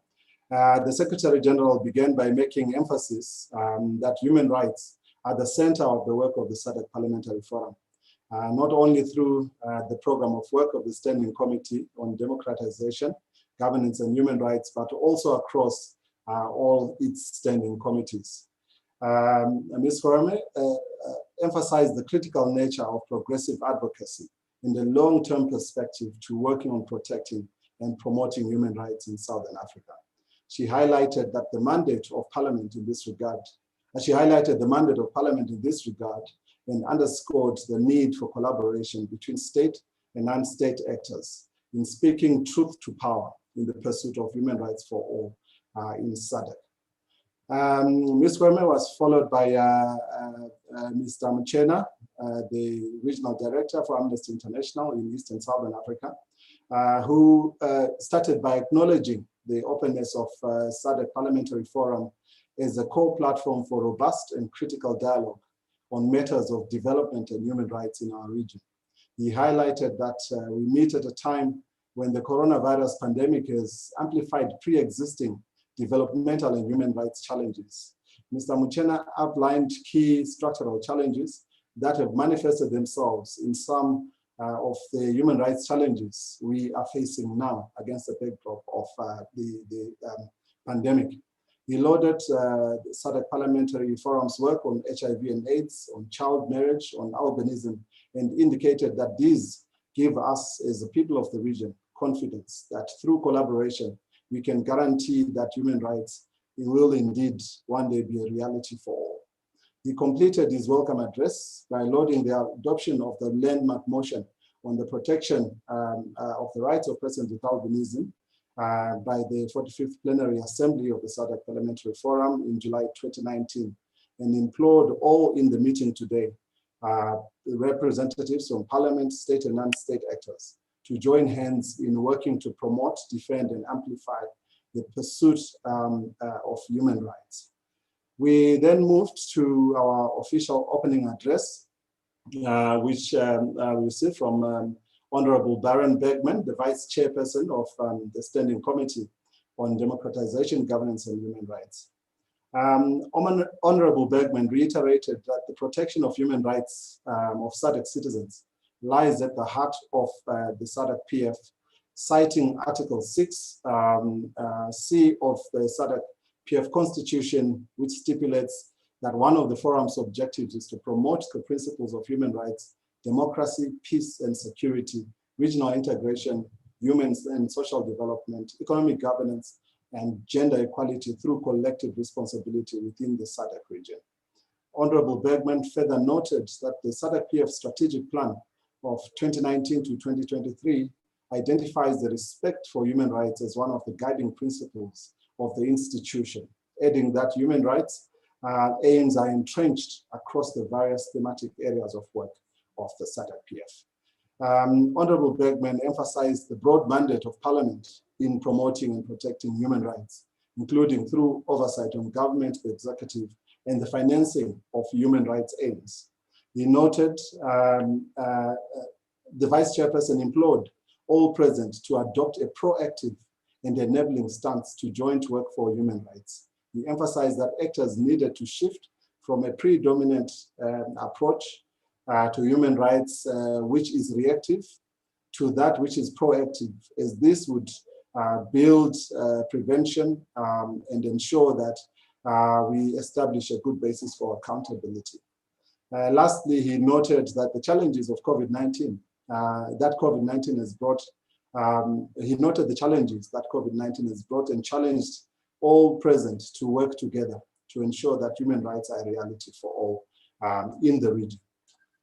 We then proceeded to an address on key trends on human rights, and that was delivered by Mr. Muchena.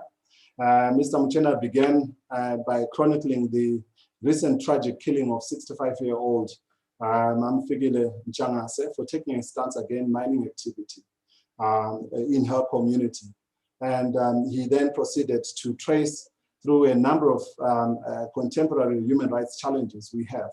He reflected on the continental aim to silence guns by 2020 and remarked that in our region, guns have not been silenced. In this regard, he pointed to the atrocities that are currently happening in Cabo Delgado.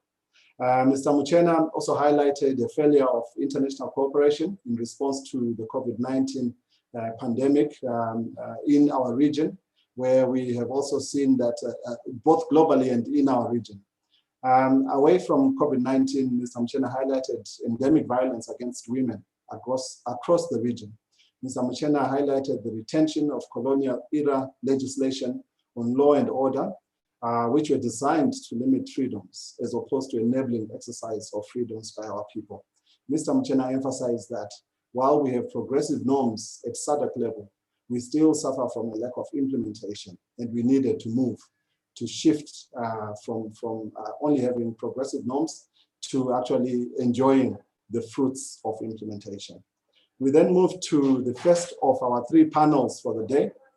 The panel was moderated by Mr. Sheone Kurasha, and we had representation from the Malawi Human Rights Council with Mr. Mutali, the Ombudsman of Namibia, Advocate J.R. Walters, and the President of the Independent National Commission on Human Rights in Madagascar, Ms. Merel Rabenoro.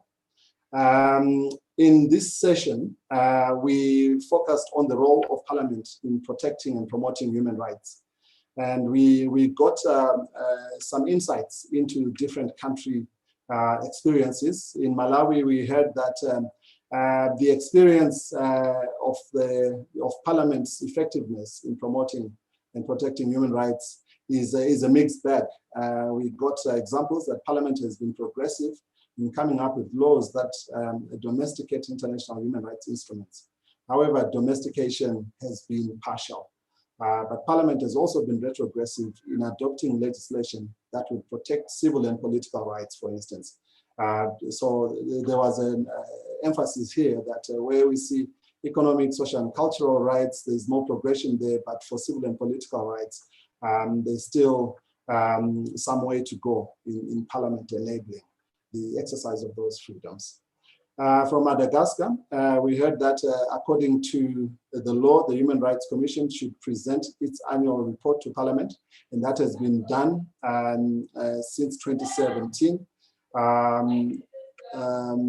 However, the presentation of these reports have not necessarily translated to effective parliamentary oversight on the enjoyment of human rights. We also spoke on the engagement between national human rights institutions and parliaments.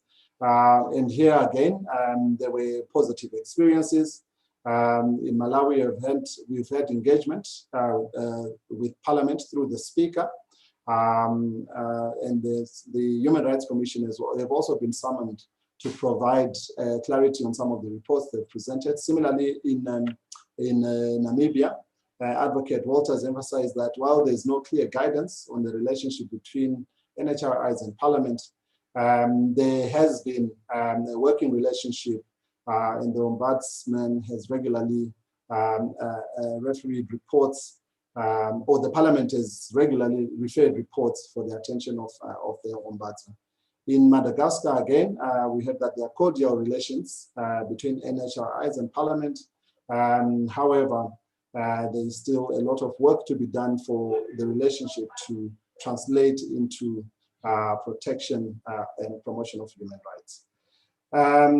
We looked at also at barriers and enablers of success. And I must say here, there was a lot of commonality across the countries. Perhaps I will focus mostly on the enablers of success and One which came across particularly from Namibia and Malawi was that submission of annual reports to Parliament, which provide a basis for better engagement. We then moved on to the second of our three panels. Sorry, before we move on, there were specific recommendations for strengthening participation and engagement between national human rights institutions and Parliament. One of those was to bring NHRIs and parliaments to share best practices. The second one was to support national human rights institutions in lobbying national parliaments for the adoption of human rights committees. There needs to be a broader focus on issues beyond elections and governance to enable greater engagement on all issues of human rights. Acknowledging this point, Mr. Kurasha noted in his response that elections, however, also remain key moments for observation of issues that are critical for the respect of a broad array of rights.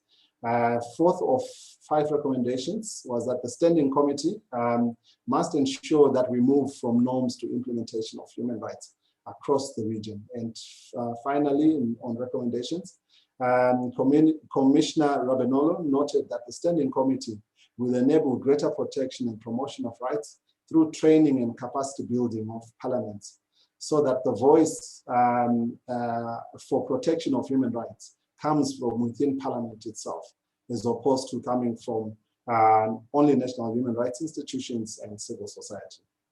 The second panel focused on perspectives on participation and engagement between civil society, human rights defenders, and Parliament. That panel was moderated by Tiseke Kasambala, and we had 2 panelists, Bolatiana Rabalwa Rimisa, a human rights and social justice defender from Madagascar, and Mr. Stanley Nyamanindi, CEO of Sadiq Lawyers Association. Key human rights issues that emerged from that panel from Madagascar, we heard primarily of violence against women, which is entrenched in Madagascar and is often enabled by the state. For instance, through the use of colonial era laws. And we got an example there on laws that prohibit termination of pregnancy. Mr. Nyamanindi emphasized that gender-based violence and sexual and reproductive health rights are particularly key human rights concerns across Southern Africa. The focus of that panel then went on to how do we enable collaboration between Parliament and civil society. In our country example, we heard that there has been collaboration in Madagascar between civil society and Parliament. However, the trend has recently been regressive. Whereas civil society is working for women's rights, Parliament currently, as it is constituted, is primarily filled with representatives that are taking a regressive policy stance. We also heard that of the impact of religion and patriarchy on policy and its human rights implications for women and same-sex partners in Madagascar.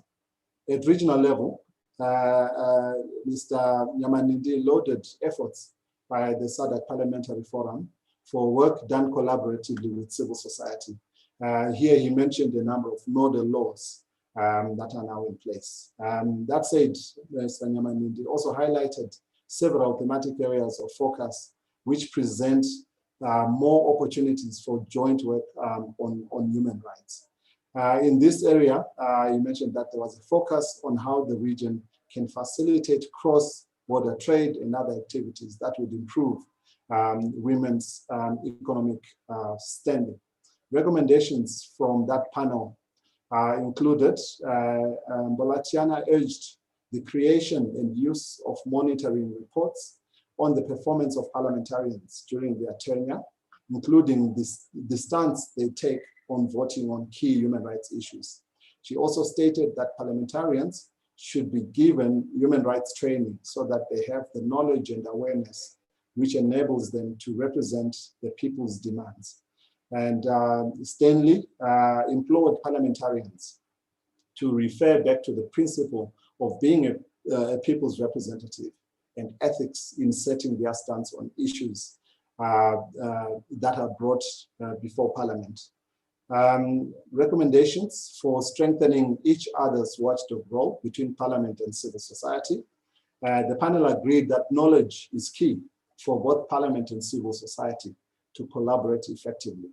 A deliberate civil society and parliamentarians platform is key, and a proposal was made for the Sadiq Parliamentary Forum to facilitate engagement between Parliament and civil society at the annual Civil Society Forum, which is held on the sidelines of the annual Sadiq Heads of State Summit.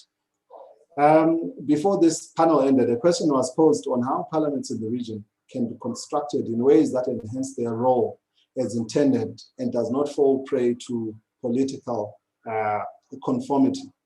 We had 3 responses. Bolatiana proposed that given the reality of party political parliaments, it fell on civil society to play a strong watchdog role on parliamentary performance. She called for enhanced dialogue between civil society and Parliament. Mr. Kurasha's intervention in this regard was broad. In part, he called for structured conversations between Parliament and civil society to ensure effective engagement and effectiveness of Parliament. He challenged civil society to deliberately invest in understanding how parliaments work and where opportunities are for better collaboration. Stanley noted that the contrast between the cordial and democratic nature of dialogue noted the contrast between cordial and democratic dialogue between parliamentarians in opposition to the polarization which exists at community level. And he noted that there needs to be a closing of the gap to ensure balanced, constructive discourse between the people as a way to consolidate a human rights respecting culture among the people of the region. And then finally, we have just emerged from the 3rd and final panel of the day, which was looking at COVID-19 and human rights in Southern Africa and discussing pathways for a gender-just recovery and future resilience. The panel was moderated by Maseko Matomose, CEO of Southern Africa Trust, and we had 4 panelists, David Matsinye, Amnesty International, Dylas Judge, Oxfam Country Director in Zambia, Mary Paes da Silva from the Foundation for Socio-Economic Justice in Eswatini, or Swaziland, as she prefers, and Talent Jumo from Katswe Sisterhood in Zimbabwe. This was a wide-ranging conversation which looked at the impact, the disproportionate impact on women and girls from COVID-19, as well as looked at some of the structural underpinnings of the human rights impacts that we have just seen. I won't go into detail because this is the panel we have just emerged from, but I think it may be worth reiterating some of the solutions and recommendations that have come through because there were quite a few. One was on what role do we want to see parliaments play in the post-COVID-19 recovery phase. One was parliaments must pay attention to legislation which facilitates access to critical services for women. Secondly, pay attention to legislation which criminalizes women in the informal economy. Number 3, David called for legislation and policy design which is based on human empathy and is inclusive in its policy design processes. Number 4, we heard that there needs to be better understanding of the impacts of such epidemics, and Parliament can draw up its program of work of what needs to be done from local structures. Number 5, there has to be multi-stakeholder processes in which inputs from all are taken in, and we ensure inclusion of minority groups, including people with disabilities, sexual minorities, and others. Number 6, budget allocation for essential services should be people and needs driven. And such allocations, for instance, for gender responsiveness of responses, should be characterized by budget transparency and accountability. Number 7, we should be more proactive in designing solutions and making decisions to build back better, as opposed to waiting to respond to failures as they arise. And number 8, At the level of SADC PF, we have great proposals of laws and what parliaments should do, but we need to see more movement from these progressive stances towards effective implementation. Two more specific recommendations for SADC PF. One was to SADC PF should facilitate the closing of the gap between parliaments and the people. There should be open, viable communication means and responsible parliaments that account to the people. Number two, SADC PF should ensure that civic space is protected to enable information and dialogue. And lastly, SADC PF should support parliaments across the region to be accessible and responsive to the needs of marginalized communities. That's our report back from the day. Back to you, Mr. Kurasha. Thank you very much, Mr. Chagutta, for a very comprehensive feedback. We shall proceed to finalize the report, and we will be able to circulate to all participants, and it shall form the basis of our programming going forward. I would not want to preempt what the chairperson wants to say regarding renewing commitment and galvanizing action. And as such, let me allow the chairperson the opportunity, the vice chairperson the opportunity to deliver his statement with regards to renewing commitment and galvanizing action. Over to you, Honorable Begman. Thank you, and thank you for the good job you have done today. For the last time today, chairpersons and members of the SADC PF Standing Committee, Madam Secretary General of the SADC Parliamentary Forum, Mr. Depros Muchena of the Amnesty International Eastern and Southern Africa Regional Office, Louis Betonayo, the chairperson of Mozambique National Commission on Human Rights, Advocate John Walters, the Ombudsman of Namibia, Muriel Ribanero, the president of the Independent National Commission on Human Rights of Madagascar, our distinguished panelists for today, and our resource persons, members of the media, our distinguished participants, ladies and gentlemen. I'd like to thank the chairpersons and members of the SADC Parliamentary Forum, the representatives of our co-hosts, Amnesty International, the Austrian Development Agency, and the GRZ. Members of various civil society organizations, human rights defenders from the SADC region, and all other participants who have been part of this important meeting today. When we set out this morning, we stated that our purpose today was to discuss and find solutions for enhancing the role of parliaments in the protection and promotion of human rights in the SADC region through an engagement with national and regional human rights, state and non-state actors.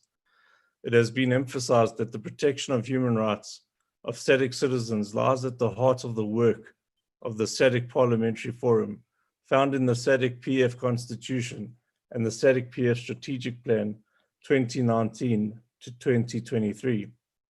Thus, in keeping with this mandate, the Standing Committee on Democratization, Governance and Human Rights convened us today jointly with our partners.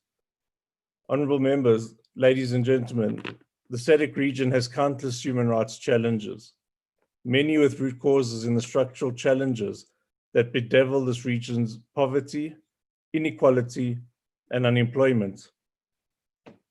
As we have had today, many of the human rights challenges we face are as a result of post-colonial governance, which has not delinked itself fully from colonial era legislation and political leadership practices, which were bent on limiting freedoms of the majority. In response, the SADC PF and many other actors have worked hard on promoting progressive policy and laws across many areas.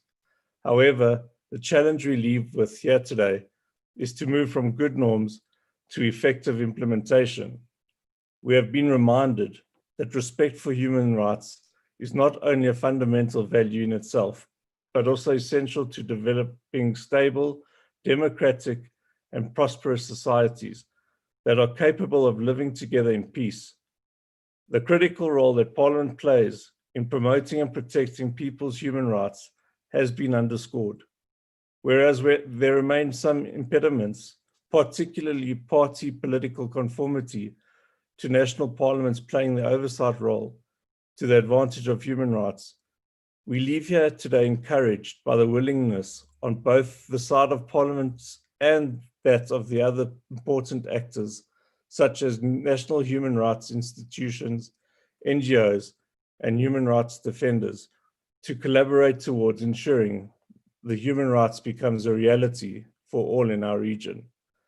The Standing Committee on Democratization, Governance and Human Rights and the Sadiq Parliamentary Forum broadly draws inspiration from the spirit of this meeting. And so we recommit ourselves to the foundation of our work for human rights as established in the Sadiq PF Constitution and step forward into 2021 with revitalized vision for a program of work that answers to the questions raised here today, seizes the opportunity that collaboration brings and leverages on the strengths of all of us as partners to deliver on human rights for the people of this region. As parliaments working together with national human rights institutions and civil society, we indeed can give full effect to our mutually shared watchdog role. One of the overriding concerns for us as we move forward will be the foreground and emphasize a proactive approach to the promotion of human rights. We must all seek to increase the knowledge and awareness of the public and their elected representatives of their rights as a way of forestalling human rights abuses. A more knowledgeable and aware populace and parliament also means that where abuses and violations occur, citizens are able to quickly approach the mechanisms for redress. This way, we collectively build a culture of respect for human rights and support stronger accountability. Ladies and gentlemen, as we head to this year's International Human Rights Days, which is running under the theme, Recover Better, Stand Up for Human Rights, we leave this webinar recommitting to ensuring that while the region continues to battle the COVID-19 pandemic, we will work with the national parliaments, national human rights institutions, NGOs, human rights defenders, and others to ensure that the pandemic and responses to it do not further blot out our human rights record in this region. It is very clear the pandemic has affected many more than others, particularly the poor, women, and girls. Let us commit to ensuring that as we battle the virus and start to rebuild, we will do so in ways that address both the felt needs as well as the underlying causes of vulnerability to abuse and violation that is felt by the millions of women and the vulnerable across the Sadiq region. Once again, let me thank you for all participating in this key meeting. Let us join hands in recommitting and galvanizing action across all stakeholders to ensure parliaments remain effective sites for the defense of the human rights of the people of Southern Africa. I thank you.